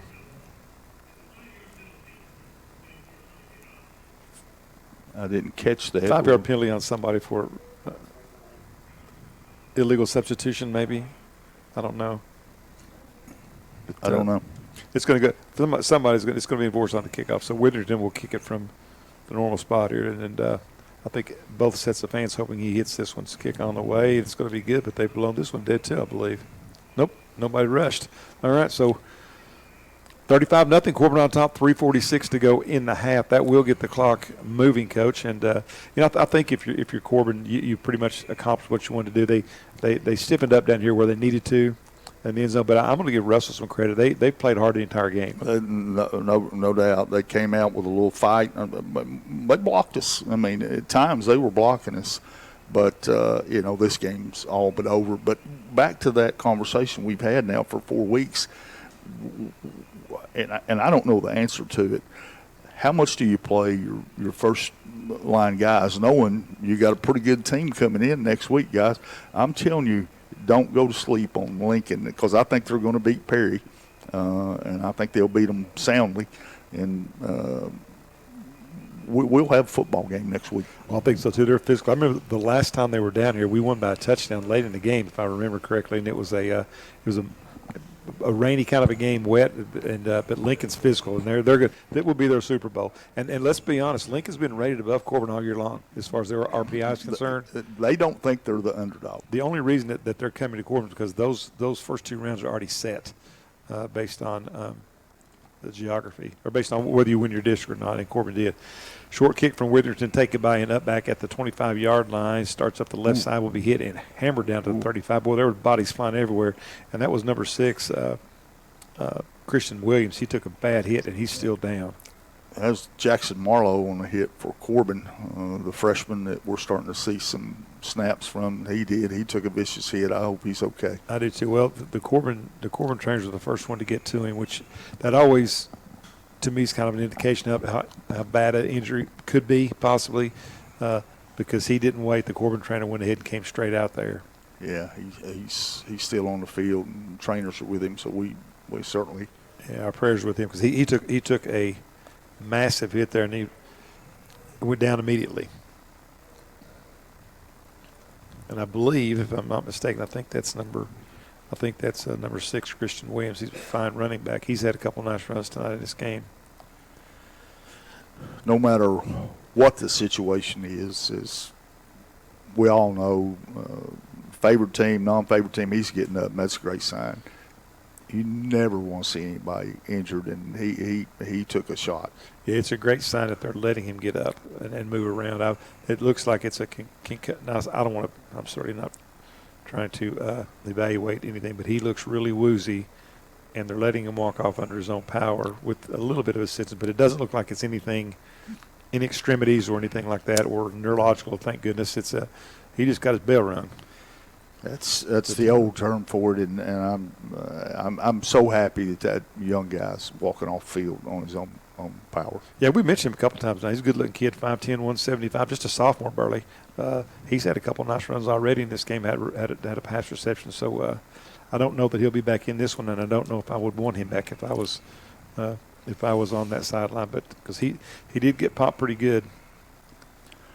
Corbin's starting to sub just a little bit. Tyson Blaylock, he's spelled some of the guys this year and done very well. Also, Caden Freeman, big guy, plays inside in the game. Clock running, Corbin on top, 35-0. Handoff straight up the gut, nowhere to go. Big tackle that time is Silas Mahan. Another good job early of coming downhill as you talk about, and meeting that runner behind the line of scrimmage. Silas has played well. He's had a couple of good hits. He's pretty active playing toward the line of scrimmage, which you like linebackers do. Also in the game, I like this young guy. I don't know a lot about him. Dalton Henderson. Yeah. He's played some defensive end. He's a big kid. He looks to be 6'3", 6'4". Corbin really with a lot of young talent. It's an odd look because he's number 22 playing defensive end. Yeah. But it's almost like, he's out of position, but he is. He's getting more and more playing time as the year goes on. Handoff up the middle, the quarterback keeper, I should say, and it's not going to go for much gain at all. Probably a loss of a couple on the play. Blaylock, also Mahan. If you're an official in this game, you're saying to one another, the first person that throws a flag is buying dinner. Yeah, I know. They want this clock to run as much as everybody does. Well, Russell County, again, that's a great community over there. That's a beautiful community. That's a great part of the state. I used to work over there some in my younger days, and just some of the best people that I've ever been around. I know they had a really good baseball team years back, and I remember I was with my old friend Harold Reedy, and we went to watch his son Nooners pitch against them in the sub-state, I believe, back to pass his stringer. He's going to be pulled down, a nice tackle that time in open field by, that was your guy right there, Henderson, Burley, I believe. Henderson, he's a good-looking young kid. Henderson, yeah. And also Luke Hatfield, who's he's a junior. So. I'm sorry, Coach, we got another player hurt for Russell. I believe that's the quarterback. He was holding his knee, and he's in some pain. He's trying to get up. No, that's number 4, actually. That is the other running back. That's Ryan Green. He's limping off the field. Minute 27 to go here. Corbin on top, 35-0. 3rd and 11 coming up for Russell County. I think I remember the year you're talking about when Nooners was playing. Didn't that kid end up going to Louisville, that pitcher, I think, and pitching for Louisville? I don't know, but I remember this. I remember that I was with Harold and his family. We went to Lexington. It was a late game that night, a 6:30 game, whatever. We had no idea, and we get over it. It was playing at Somerset. That kid had. He was a day short of on rest for getting to pitch, and so the game was called off for rain for some reason, and there wasn't a cloud in the sky. I mean, it was because me and Harold, we pulled in over at the parking lot and there was nobody there. Harold said, "Well, they're playing someplace else," and somebody out there dragging the field or something. He said, "What's going on?" He said, "Well, the game's been called off till tomorrow, bad weather." And so that kid came back and beat us 2-1 the next day, I think. Nooners pitched a heck of a game. Might have been 1-0. It was a really close game, but I've never forgotten that. But that kid was a nice pitcher. He really was. Punt on the way is a low end over end kick, going to be fielded on the run this time by Estep. Starts up the left sideline, picks his way up to the 40-yard line, and steps out of bounds there. And that's when Cam is at his best. You've mentioned it many times this year, Coach, that when he catches that thing on the run, he has that ability to be going full speed and still see the field. He comes and gets it like a shortstop, which he's going to be this year. He's played second base for us while Cade Elam was here, but we talked about his baseball ability, but that's the way he does. He comes, gets that thing on the hop, and then he's gone. 27 seconds to go, clock winding down. I don't know that Corbin would not even have to run a play if they don't want to, and looks like they're going to be at the line. They're going to run one more play here to end the first half. Salmon's back to pass. He's got all day long. Steps up, fires long down the middle. It's intended out there for Jack Jackson. Was that number 5? No, it's Thomas. Thomas 6, I'm sorry. He batted down incomplete. We had Clay Aiken in the right corner, nobody around him. You couldn't see him. I mean, you can't see him all the time, but that's going to do the half day. Yeah, that will bring to a close the first half of play. 35-0, Corbin on top. We'll take a break and then be back. Talk a little bit about this first half, what's upcoming for the Red Hounds in this second half and also next week. So stick around. You're listening to Red Hound Football on T107. That Matt sticks with it and stays in high school coaching at Whitley County or wherever he's going to be. Certainly, I think he's an outstanding person and an outstanding coach. And some of these turnarounds are tough. Are tough. They're more than 1 year. Well, what happens? It's underestimated. Is you don't know what goes on from day one till day that it ends, because you have injuries. You have kids that decide they don't want to play. You might have a locker room issue or whatever the problem or problems might be. But I can tell you this, Matt Reimer is a good football coach without question. But he's in a similar situation that Russell's in tonight. He's at Bull. We can talk all night about trying to make everybody think this was going to be a good game. Come on now. It's just impossible to do, and that's the same situation Matt's in tonight at Bull. And I think you make a really good point, too. At least this is what I heard when you were speaking there, is that we don't know any idea. Whitley may have improved all year long. We had no idea where they started from. Because of various reasons, we don't know that. But I do know this, that there's athletes at Whitley County. They got a state baseball championship. They're volleyball, girls basketball. They're competitive in boys basketball as well. So there's athletes there. If given the proper time and inclination on Matt's part as well as Whitley. I think he'll make them a very competitive team. I really do. I honestly believe that. Well, he's got good younger kids. We talked to him about that. His 8th grade on down's pretty solid. So I wish Matt the best, and he's in a tough spot tonight over at Bull. He's got one of the best backs I've seen. D. Parker can play. To me, he's one of the top players in the district. He's a player, yeah. And what an attitude that kid has. He's a great baseball player as well. Yeah, I understand that. Yeah, that's good. And you know, he'll get a chance to showcase those talents because Whitley's going to be really good in baseball again. Knox Central at Letcher County Central.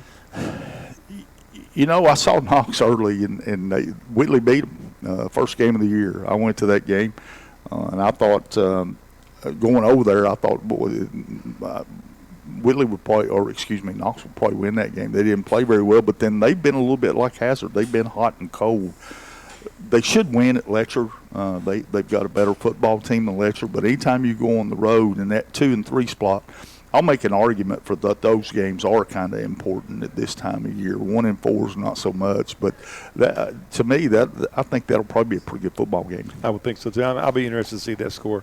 Leslie County at Belfry. I only highlight that one just from the fact that you made me aware of something I had either forgotten or didn't know. But Belfry's in 2A now. And they're pretty tough out in 2A. Yeah, they're tough out in 3A. Yes, yeah. But yeah, I don't know why a student, you know this probably better than anybody. The population of students kind of determines where you're at and what A you play in. But Belfry's they're going to be a handful in AA football. I can tell you that. Yeah, McCrary Central's at Lawrence County. Lawrence County team that I've kind of had my eye on all year long. They've kind of flown under the radar. That's a physical football team, and they've got a little bit of history over there. They play pretty well. They do. McCreary's getting better. Yeah. And I know you're going to have Coach Mauser on the water cooler on Saturday, not tomorrow. We keep forgetting that this is Thursday. It is this Thursday, yeah.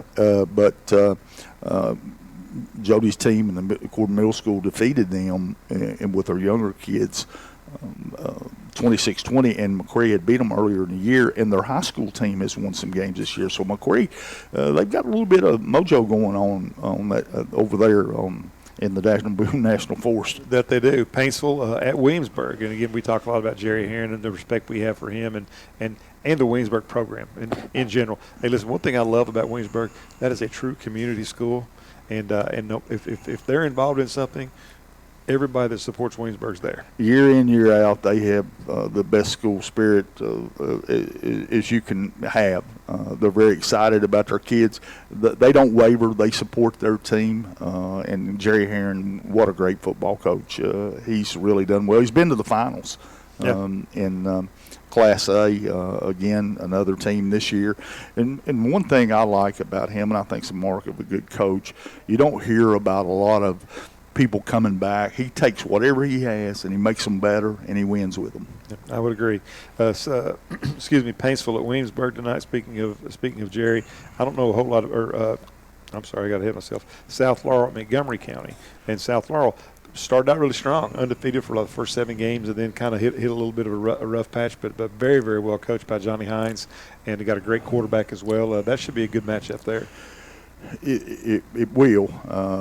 That's going to be a tough out for them going to Montgomery. South is a team that started hot and didn't finish hot. Now, can they regroup? That's always been the message. This part of the season's over. This is the real season. So I look for Coach Hines, being the coach that he is, and experience he's had to get them to regroup. I think South Laurel, I think they may get them. Yeah, the last one of these games I had marked as it'll be interesting to see Taylor County, who's been ranked above Corbin all year long in 4A, got as high as 5 in 4A at Paducah Tillman tonight. So I don't know how accurate RPI ratings are at, but I expect that Paducah Tillman's going to have a pretty easy time.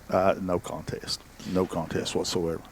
But at any rate, that's kind of the menu for tomorrow. And you mentioned a bunch of games that are going on tonight. I'm looking at these probably well over 50% of them. I thought Bull might be here scouting tonight, but Bull's playing tonight. They're playing Whitley tonight. The Pineville Hazard games tonight. Perry County Central, Lincoln County is playing tonight, Coach. Oh, are they? By the way, yeah, that's I'll try to get a score on that. And Madison Southern North Laura game is tonight. Harlan Middlesboro is tonight. So yeah, a lot of folks are doing it, and I guess the weather maybe there's some scouting things. And if you're a number 4 seed, you probably want the season to get over with as quickly as it can. And if you're 1, you want to get on to the next round. So a lot of reasons not to play those. But at any rate, we're still about. You got a score? I do. Lincoln County 20, Perry 6. Okay. Boyle County 42-0 over Whitley. Okay. Well, so those don't surprise us at all. Maybe the Lincoln game. I don't know how that may be a halftime score as well. But I think it'll be a good game here next week when Corbin and Lincoln, if Lincoln holds on, which I'm sure they will, or think they will, be a good game. That will be their Super Bowl. They'll be excited to be here, and I think there's got to be a little bit of confidence derived from being ranked above Corbin all year long. Maybe the first time in their history that's happened. I would think so, but this is going to sound probably crazy. We need a good game. We need to win, but we need to fight a little bit because it's going to get tougher. We're going to get in a situation here not too long where it's going to be, we're going to get punched in the mouth, and how we respond.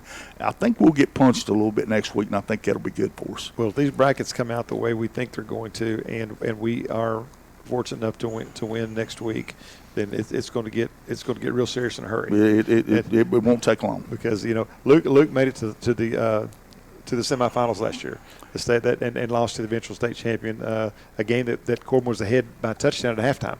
This year, that's going to be a very tough road because I think that road's going to go through Boyle County to make it as far as we did last year, which is tough. I don't think there's any question about it. Boyle's having a tremendous year. They got good players. They got a tight end that everybody in the country wants him, and as you know, he was our coach here. He's a great coach. He's the best play caller I've ever seen in Justin Haddix. I would agree, but I'm going to tell you, I absolutely do not discount Corbin. I think Boyle rightfully so is going to be favored in that game, if nothing else, just because of their win over Frederick Douglass a week or so ago. But I've seen Corbin rise up to the occasion against Boyle many times, and with this, I expect it'll be one of those slobber knockers, and maybe who's got the ball last will win. But this Corbin team, I believe, can score. Oh, I do too. And we saw that against Johnson Central, who's a very good football team. We'll be able to score.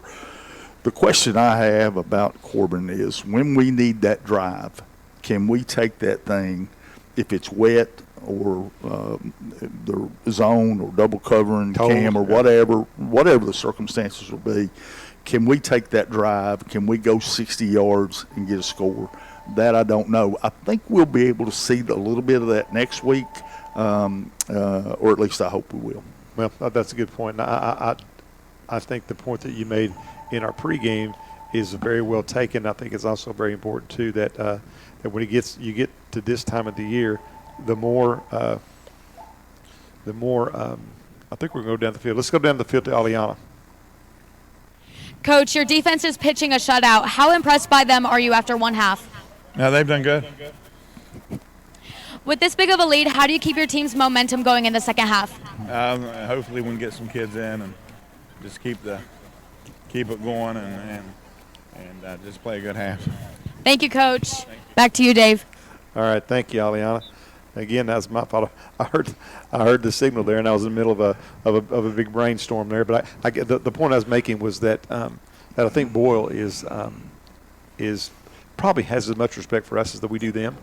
There's no doubt. And I think if it does get to that point, which we're going to have to beat a good Lincoln County team first, should that happen. But I think that's the one that everybody kind of looks forward to. And really, last year's team getting to the Final Four, and then Boyle getting beat the week right before that. That was kind of a shift from the norm. It had been Corbin or Boyle, pretty much up to that point. But Paducah Tillman kind of came on the scene strong as of the last couple of years. And they're good again. And, as the old saying goes, I didn't make it up, but I've heard it a million times. If you want to be the man, you got to beat the man. And that's the challenge for Corbin as we go down the road.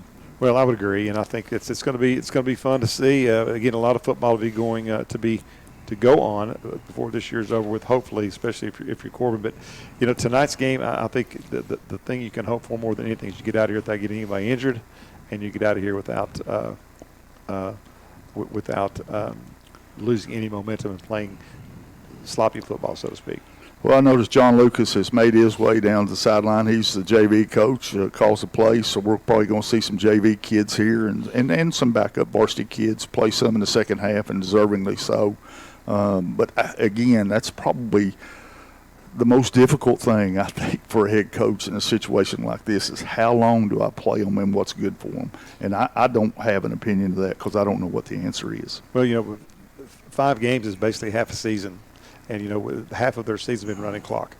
And so it's difficult, and we've talked a lot about, getting in shape. There's a difference in practice shape and game shape.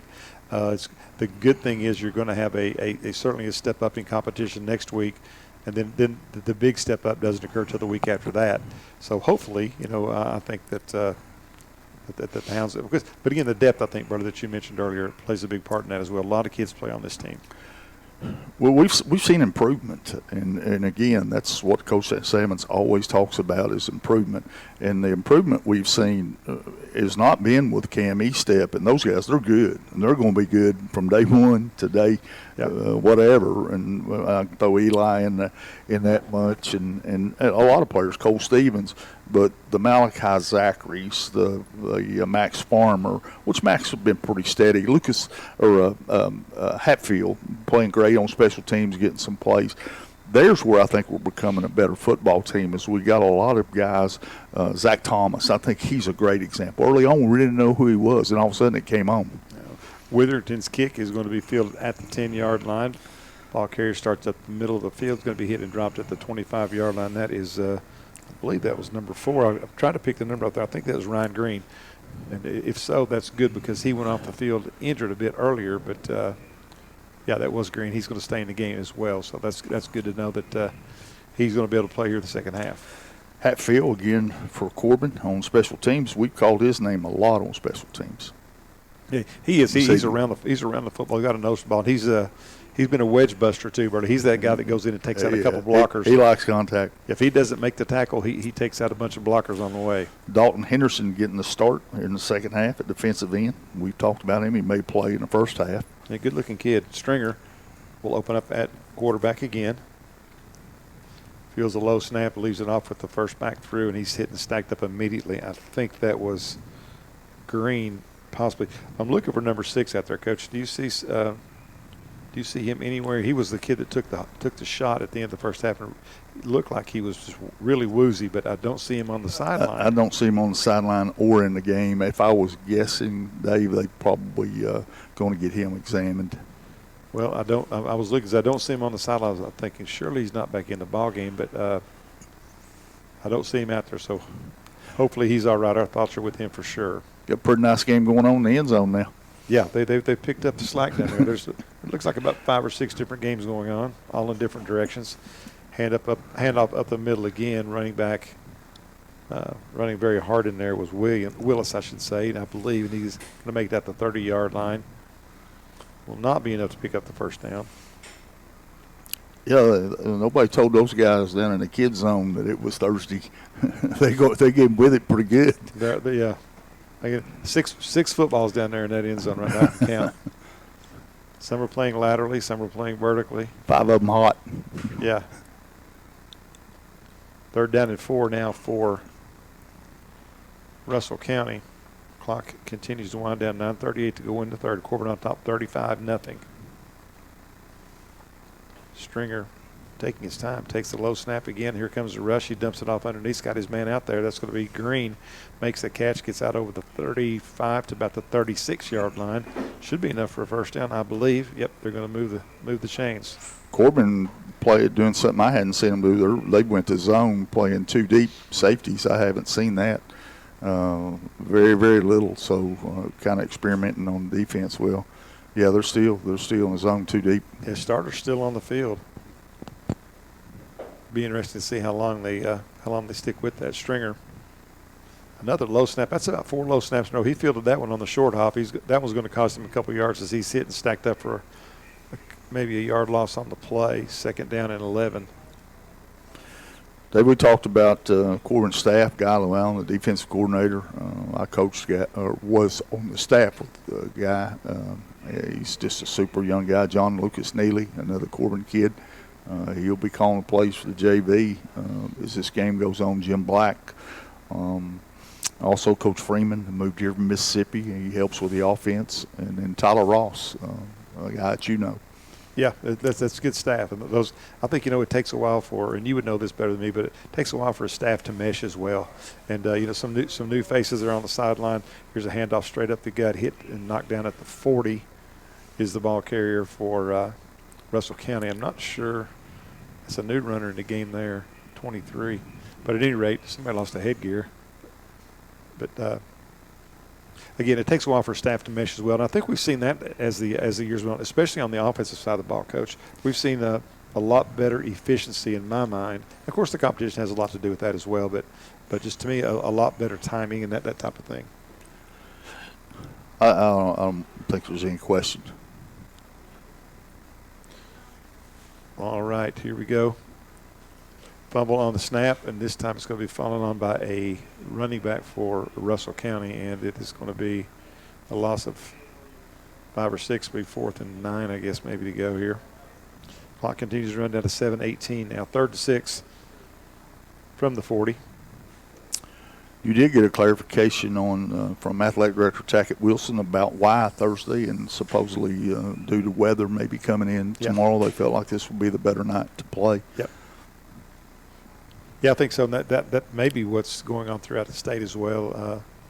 It will afford some people an opportunity to go and scout, which I don't think that's the main thing. Snap on the way. The punt is going to be a short one. Takes a Russell County bounce. Thomas started looked like he was going to field that one, then just stepped aside and let it bounce on down to the 35. Offensively, we'll see if Coach Sammons comes back with his first unit. No, it looks like it's going to be John Lucas Neely's unit as they sprint onto the field. We'll try to pick up some of those guys as we go here. Well, they're in a hurry. They're excited. Looks like the quarterback's going to be Jack Jackson. I picked up him coming. Well, no, it's actually E-Step there. E-Step's coming in too. He was getting the play call over there. Jack will be one of the running backs, I'm sure. Or perhaps a wide out. Number 4 also in there, Landon Walters, split wide to the right side. And I'll let you try to take it from there, Coach, because it's going to be a delay of game on Corbin. Looks like Luke Trett will be the running back. Luke, a freshman. Going to have a lot of new names, and these guys have got to play some down the stretch.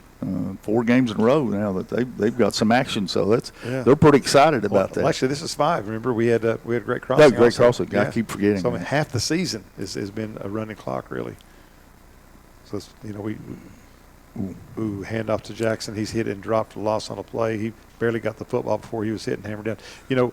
We lamented the tough schedule early, but I tell you what, the second half of the season has not been that competitive, quite frankly. No, it hasn't. We've not had a competitive game now in some time, and that concerns me a little bit. But that's no doing. I agree. I mean, to interrupt you. That's nothing to do with Corbin or the people who make the schedule. Or any of that. You get those district games, and Great Crossing was a regional finalist last year. So you expected them to be good. They had 16 or 24 seniors returning, and they just didn't have a good year. So you never know. Second down at 20. E-Step hands off right side. Running very hard in there is one of the new players in the game for Corbin. I still can't pick up the number. They've yet to get him down there. They finally rested him down at the 30. I want to pick up that kid's number because he was running really hard. He's trying to earn his spot. Did you see who that kid was, Burley? Yeah, I'm trying to pick up the number. Looks like 36. Yeah, it's Brody Hart. Okay, yeah. Brody Hart. We've seen good things out of Brody. He's part of the future. Yeah. He's got a couple touchdowns, I think, on the year. He does. Naturally, when you schedule the year, you don't expect. I mean, on a typical year, Harlan County is going to be pretty good. Whitley's going to be competitive. Perry Central's had spots of being okay, so it wasn't planned to have a running clock. Yeah. Hand off right side. Jackson's got it. Tried to turn the corners. Got some room. Thought I saw a flag come down, but I don't see it now. So Jackson's got a big pickup. Will be close to the first down. Big improvement on the penalties and the mistakes, and we talked to Coach about that. And he said we'll get that cleaned up, and to this point he has. Actually, they said he stepped out of bounds over there about 4 yards shy of the first down marker. So 4th and 4 for Corbin. Looks like they're going for it, Coach. Yeah, we probably don't practice our punt team with our JV a lot. Brendan Miller, he's one of the tackles in the game now. Walters wide to the left side. Estep, the quarterback. Pitch out left side to Jackson. He cuts it up. He's got some room, running very hard in there across the 45 out to about the 48-yard line before he's hit and wrestled him. I said Jackson. That was actually number 15, Brody Hart again. I'm sorry. I like what I see out of that kid. He's a downhill runner. He runs with courage. He kind of runs angry. And he's got a little quickness. Yeah, he and Jackson are very similar. Jackson is number 5, and Brody's number 15. It's easy to get those two mixed up. They both pretty talented little guys. They'll both be players that we'll count on next year, I'm sure. 1st and 10 for the Hounds from the 49-yard line. Handoff right side. This is number 35 here, carrying the ball for Corbin. That's Luke Trett. He dives over right tackle, picks up about 3 yards. Brett Estep, the cousin of Cam Estep, is the quarterback. We know that family well. We know Mace, who's quite a football and baseball, and I think he played basketball too as well here at Corbin. So got another Estep. That's positive. Yeah, he's a good player. He was had a really good middle school career, good basketball player. He's just a good athlete. The only thing wrong with that is this, wish all those Esteps had more kids. Yeah, they need to start over. They've left a tremendous family tradition here in Corbin. Estep's going to keep it this time right on cue. Brett lowers his head and starts around the right side, picks up a couple of yards, and the flag comes in on top of the pile. That's going to be a hold on Corbin. It was. We kind of tackled the guy, or left tackle tackled the guy. We got some new numbers in there. There's 77 Eli Centers in the game. 62 also in there. I believe you may have already called his name early, but yeah, we'll try to pick them up, and these are kids we don't see a lot. Yeah, actually, you're not called unless you've got a different roster than me. I don't see 62 on our roster, but we've got a 62 player. I got a Brennan Miller on my roster. Brennan Miller. Okay, I've got him. He's 64 on mine. Okay. He's a freshman. Okay, good deal. Big kid. Good-looking kid. Landy Walters splits wide to the left side. Hart set right in behind the quarterback. 2 in the slot. They're going to give it off to Jackson on a counter. He turns the right corner, running very hard. Gets out to about the 45-yard line. Gain of about 3. We'll bring up 3rd and 5, maybe 6. Jack Jackson, he's just a sophomore. Clock moving very quickly now, as it has been running since about midway through the second quarter. 30 seconds to go in the third. Corbin on top, 35-0. Corbin Middle School this Saturday. Where's that game at? I know they play Johnson Central. It's in Lexington. It's in Lexington. When I talked to Jody, I believe he told me Lexington. I talked to Jody. He's going to be on the water cooler in the morning at about 9:30. We'll talk to Luke first, and then we'll get Jody on there immediately following that around 9:30. But I think he said that it's in Lexington, and they're playing Johnson Central. And I believe this is the semifinals. Is that correct? We'll find out all that information from Jody. It's a Final Four, so you win 2 and you win it. Yeah, so they're in the semis. We got a timeout taken on the field. No, actually the clock expired. Excuse me. So 3 quarters in the books. Corbin on top, 35-0. We'll take a break, then be back to Campbell Field. Stick around. You're listening to Red Hound Football on T107. Built to win, born from championship DNA, Honda's 2026 CRF competition lineup is here and engineered to lead. That includes the race-proven CRF 250R and 450R, factory-tuned RWE models, and the Enduro-ready RXs. Whether you're chasing whole shots or single tracks, there's a Honda CRF made to dominate. Visit Tri-County Cycle Sales, 8775 U.S. Highway 25 in Corbin, Kentucky today, and ride red on a Honda built to win. For your safety, read the owner's manual and always wear a helmet and eye protection. Honda motorcycles are for riders 16 years and older. Dispatch, dispatch. I will be stopping a high-speed reckless driver en route from Smoky Bears Barbecue to the big Corbin ball game. Officer, proceed with caution. Smoky Bears is serving up some of the best food in town. They have house-made sauces, rubs, fall-off-the-bone ribs, catfish, and ridiculous salads. You weren't kidding. This place has folks lined up out the door. Send every unit you can before Smoky Bears runs out of food. Attention all units requesting backup at Smoky Bears Barbecue and Catering on American Greeting Card Road. Enjoy Smoky Bears Barbecue 7 days a week for lunch, dinner, and all your catering needs. Dine in, carry out, order online, and DoorDash. As we get back to action here, Corbin leads 35-0 here. Just starting the fourth quarter play. Boy, a great initial play to start the quarter, Coach. Brady step drop back and hit Landon Walters right down the middle and made a beautiful throw. Walters got possession of the ball. The defender kind of came from behind and knocked it away. But a good defensive play, good pattern, though, by Walters, and a nice throw by Estep. This first pass I've seen Brett make on the varsity level. I know he was the JV quarterback, and they won the championship, but I think that's the first time we've seen him throw at the varsity level, isn't it? I think so. The good-looking athlete. Penalty on Corbin, though, brings it back. Fourth down and about 15 here.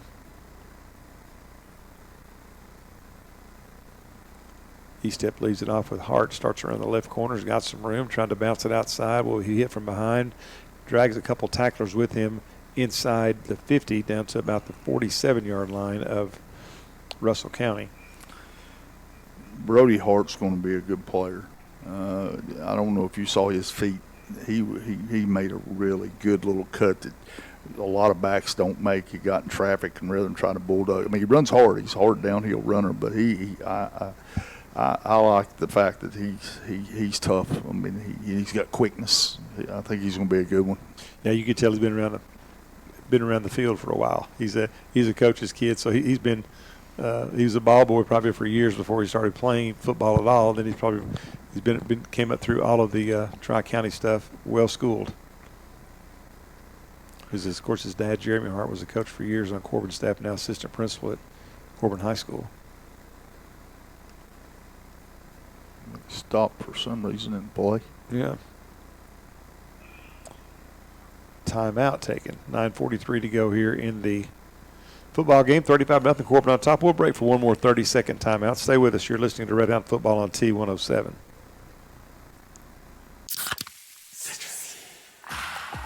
One sip of tropical lime-flavored Mountain Dew Baja Blast will turn this into this.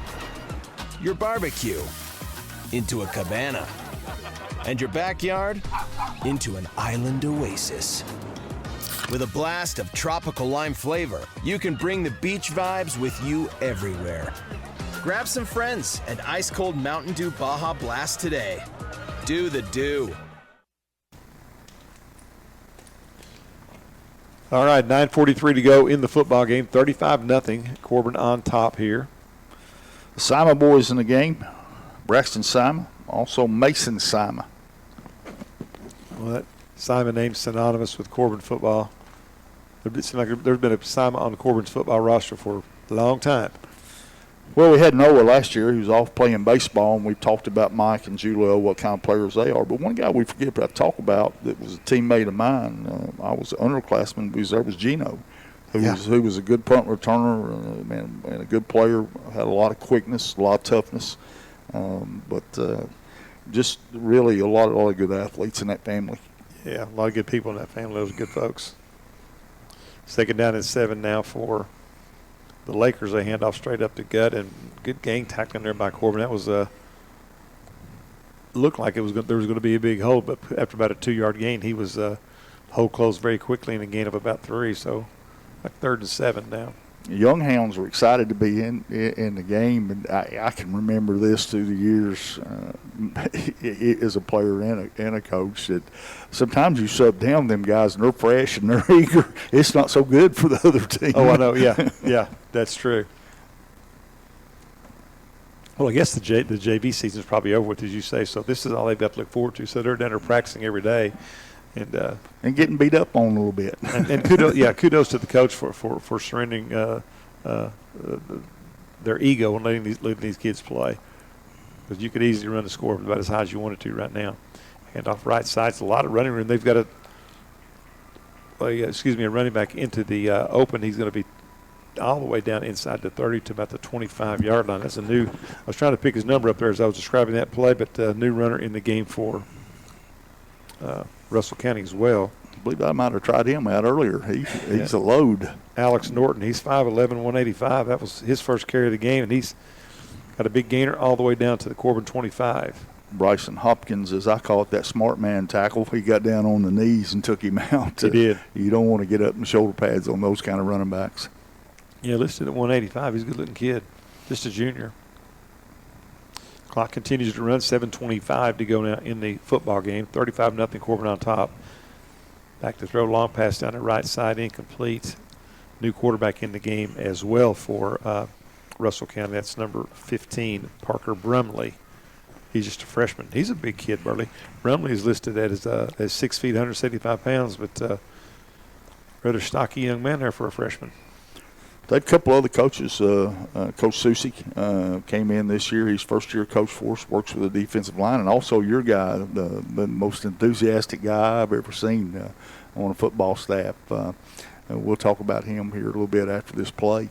Yeah, LaTuan Pugh. Yeah, he's full of go all the time. Yeah, Coach Susie was at GRC. Actually was the defensive player of the year in the OVC at Eastern. Really good football player in his own right. Handoff taken by number 32, Jesse Rivera, freshman running back for Russell County. He's stacked up after about a 3 or 4 yard loss. So two young teams going at one another right now to finish up this last 6 minutes of the game. And Coach Hicks, that works with our offensive line. He's been here for quite some time now. Worked with Coach Greer and Coach Haddix here, and he's transitioned over into Coach Salmon. So he's been a mainstay for us working with the O-line. Brumley, the quarterback, steps back, fires it long down the left side. Nearly intercepted back there by Corbin. Bryson Hopkins got a hand on it, unable to pull it in. It was thrown over his head. You know, Jim Black, too, Coach, and you mentioned him earlier, but Jim's one of my favorites. I got a chance to know him over the years and came, you know, he's the head coach at Williamsburg, head coach at Willie County for a long time. Great football guy, but I think he just adds some calming presence to any staff that he's on. I really like him. Good football man. He was a great addition coming here to our staff. As you do, I like Coach Black as well. He's an aggressive-natured kind of guy, and I think that shows in how we play defense. 4th and 16 now for Russell County. 5:17 to go, and the clock running here.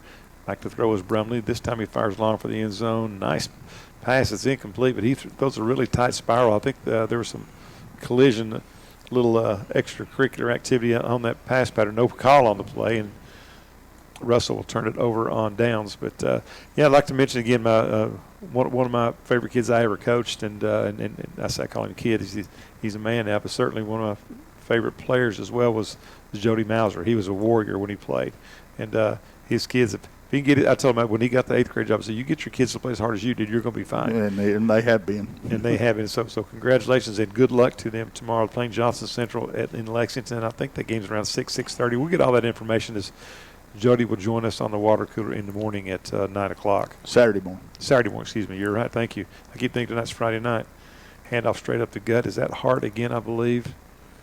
Couldn't pick up the number there. I think it was. Yeah, gain of 5 or 6. I thought it was him because he got to the hole very quickly. Easton Hendrickson, one of our bigger kids, bigger athletes. Easton, the son of Jimmy Hendrickson, who takes care of all of our facilities. Easton, a promising young athlete here in the Corbin system. And I think, if I'm not mistaken, Easton is our long snapper. Yeah, number 16. I think you're right, Coach. You've mentioned that a couple times. Clock under 4 minutes to go now. Corbin on top, 35-0. Just running this one out with both JV teams on the field. Here's Hart around the left side. He's got a lot of room. He's going to get out to the 50-yard line, gain up about 17, straight up the sidelines there in front of the Corbin bench. And Hart's going to get close to 50 yards rushing here before this thing's over with. Yeah. I don't want to jinx him, but I really like what I see out of that kid.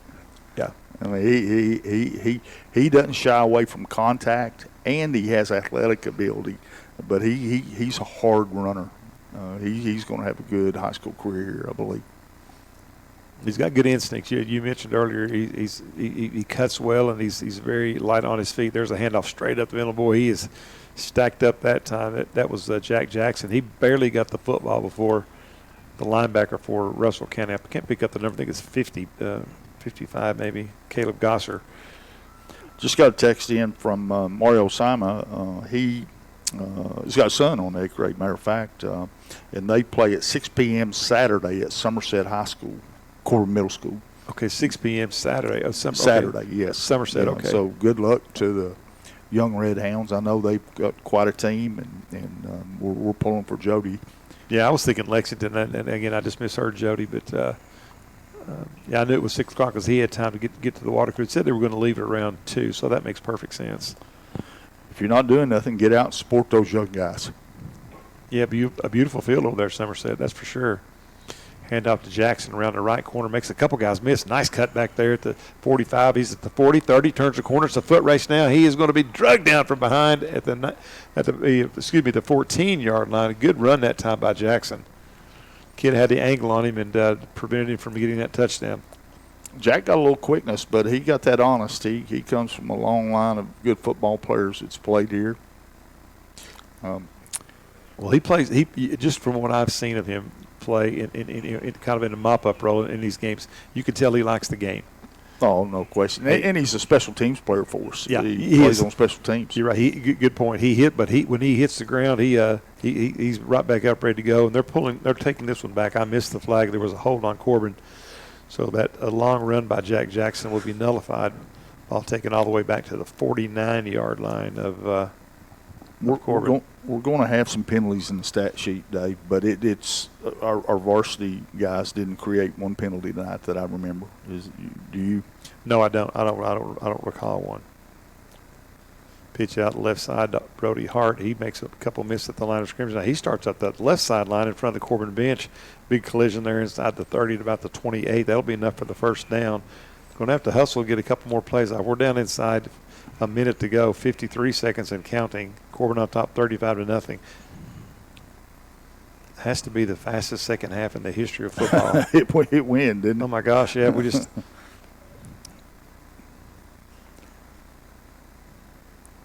well, a lot of folks to thank. I'd like to appreciate everybody back at the station. Thanks for James at the station. Thanks for Aliana for getting our interviews with the coach down on the field. We appreciate that. I just about missed her that second time. I want to have to do a better job of that. And then also, thanks to Derek Eubanks and Patty for getting equipment over here and getting us all set up here. And certainly always a team effort. We do appreciate James back at the station. James is the one that keeps us straight. Doesn't he, though? And landed on Saturday mornings as well. That will be the last play of the game as Brett Eastep takes a knee, and Corbin's going to come with a 35-0 win. They advanced to the second round, and as Burley had told you earlier, Lincoln County was ahead 20-6 over Perry Central. Don't know at what point in the game that score was, but fully anticipate that Lincoln County will be in here taking on Corbin next week. Well, it'll be a little tougher game. I did get an updated score. It's 21-14 now, Lincoln over Perry County. So Perry County making a little push, but we'll be favored. But I just don't want us to go to sleep because we're going to have to play. We're going to have to play a little bit next week. We certainly – I miscalled the game. I thought that might be a running clock over there. Perry's probably a little better, I think, than they played here. And, again, you made a good point earlier. You never know. What the mood of the team is, what's going on in the locker room, who's out, who's not feeling well and still playing anyways. You never know all that stuff.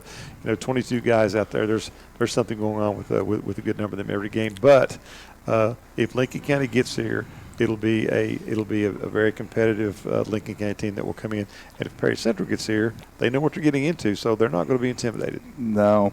And see if you would agree with me on this, Dave. You've been around sports a long time and you've coached. I would assume that it's the hardest thing to do is motivate your team for a game like this versus motivate them for a game like Paducah Tillman, but because kids aren't stupid, they know.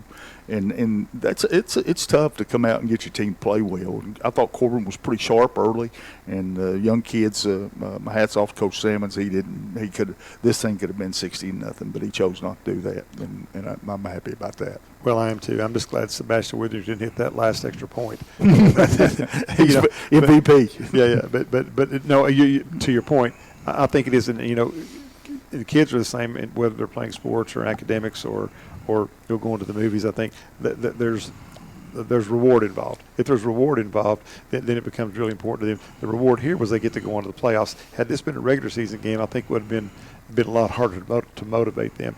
But this, and I didn't realize it until tonight. I started doing a little simple math. But half of this season has been running clock. 5 of the 11 games have been running clock, and that's tough to do. And the bad part about it, Bertie, they've all been consecutive. And the other half of the season's been tough. Yeah, it was tough. Yeah. And our 3 losses again to 3 very good football teams, but I think we learned from those things, and there were stretches in all 3 of those games where I thought we were right either in the middle of the game or we're going to win the game. Certainly Johnson Central, I thought we had we just ran out of time in that game. The Pulaski game, we made a big comeback towards the end. The whole second half, I thought we played really well. Now, the Frederick Douglass game was a game I never thought we were going to win, but there were points in that game when we were very competitive. Other 3 games, 2 of them were winnable. I think Frederick Douglass just manhandled us. I don't think we were prepared to play. Although in that game, it's 14-0. We're going to score. We're on the 3-yard line and the time ran out. So we were competitive there for a half. But again, it's been a good football year. We lost, 15, 16 seniors last year. Only have 10 this particular year, and they're playing well. Eli, Cam, Britton, those guys have been good leaders, and we've had a good football season. But none of what has happened matters. What happens is next week against Lincoln County. Well, that's true. And one more final point about the Frederick Douglass game that I was thinking about. That was a game that I think was early in the season, and I really think we're a much different team than we were that early. That was the first of all those quote-unquote big games, so to speak. But at any rate, Corbin comes away with the victory. Now they improve their record to 8-3. And most importantly, as Bertie said, they make it to the second round of the playoffs. They'll take on the winner of Lincoln County and Perry. We've been kind of penciling Lincoln County into that slot all night long. We may have been mistaken as the last score we got 21-14 lead as Perry County's cut that lead back. So we'll talk. I hope we are. Yeah, I hope we're wrong. I do too.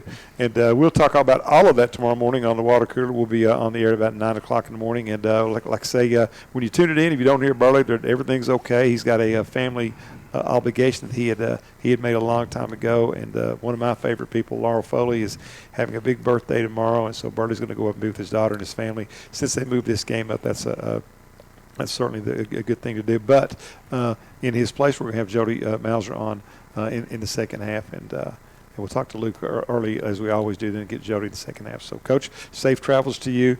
Thank you. Tell Worm I said happy birthday, and she's one of my favorites. Well, you could go at my place if you want to, if you want to tolerate her. But a lot of good football this weekend. You got the middle school Hounds, you got the Kentucky Wildcats, you got the Kentucky basketball tomorrow. So enjoy your weekend. It's going to be a good sports weekend. All right. Thank you so much. That wraps things up from here. For James back at the station, my buddy Burley Foley, I'm Dave Cox saying thanks for listening, everybody. We'll be right back here next week.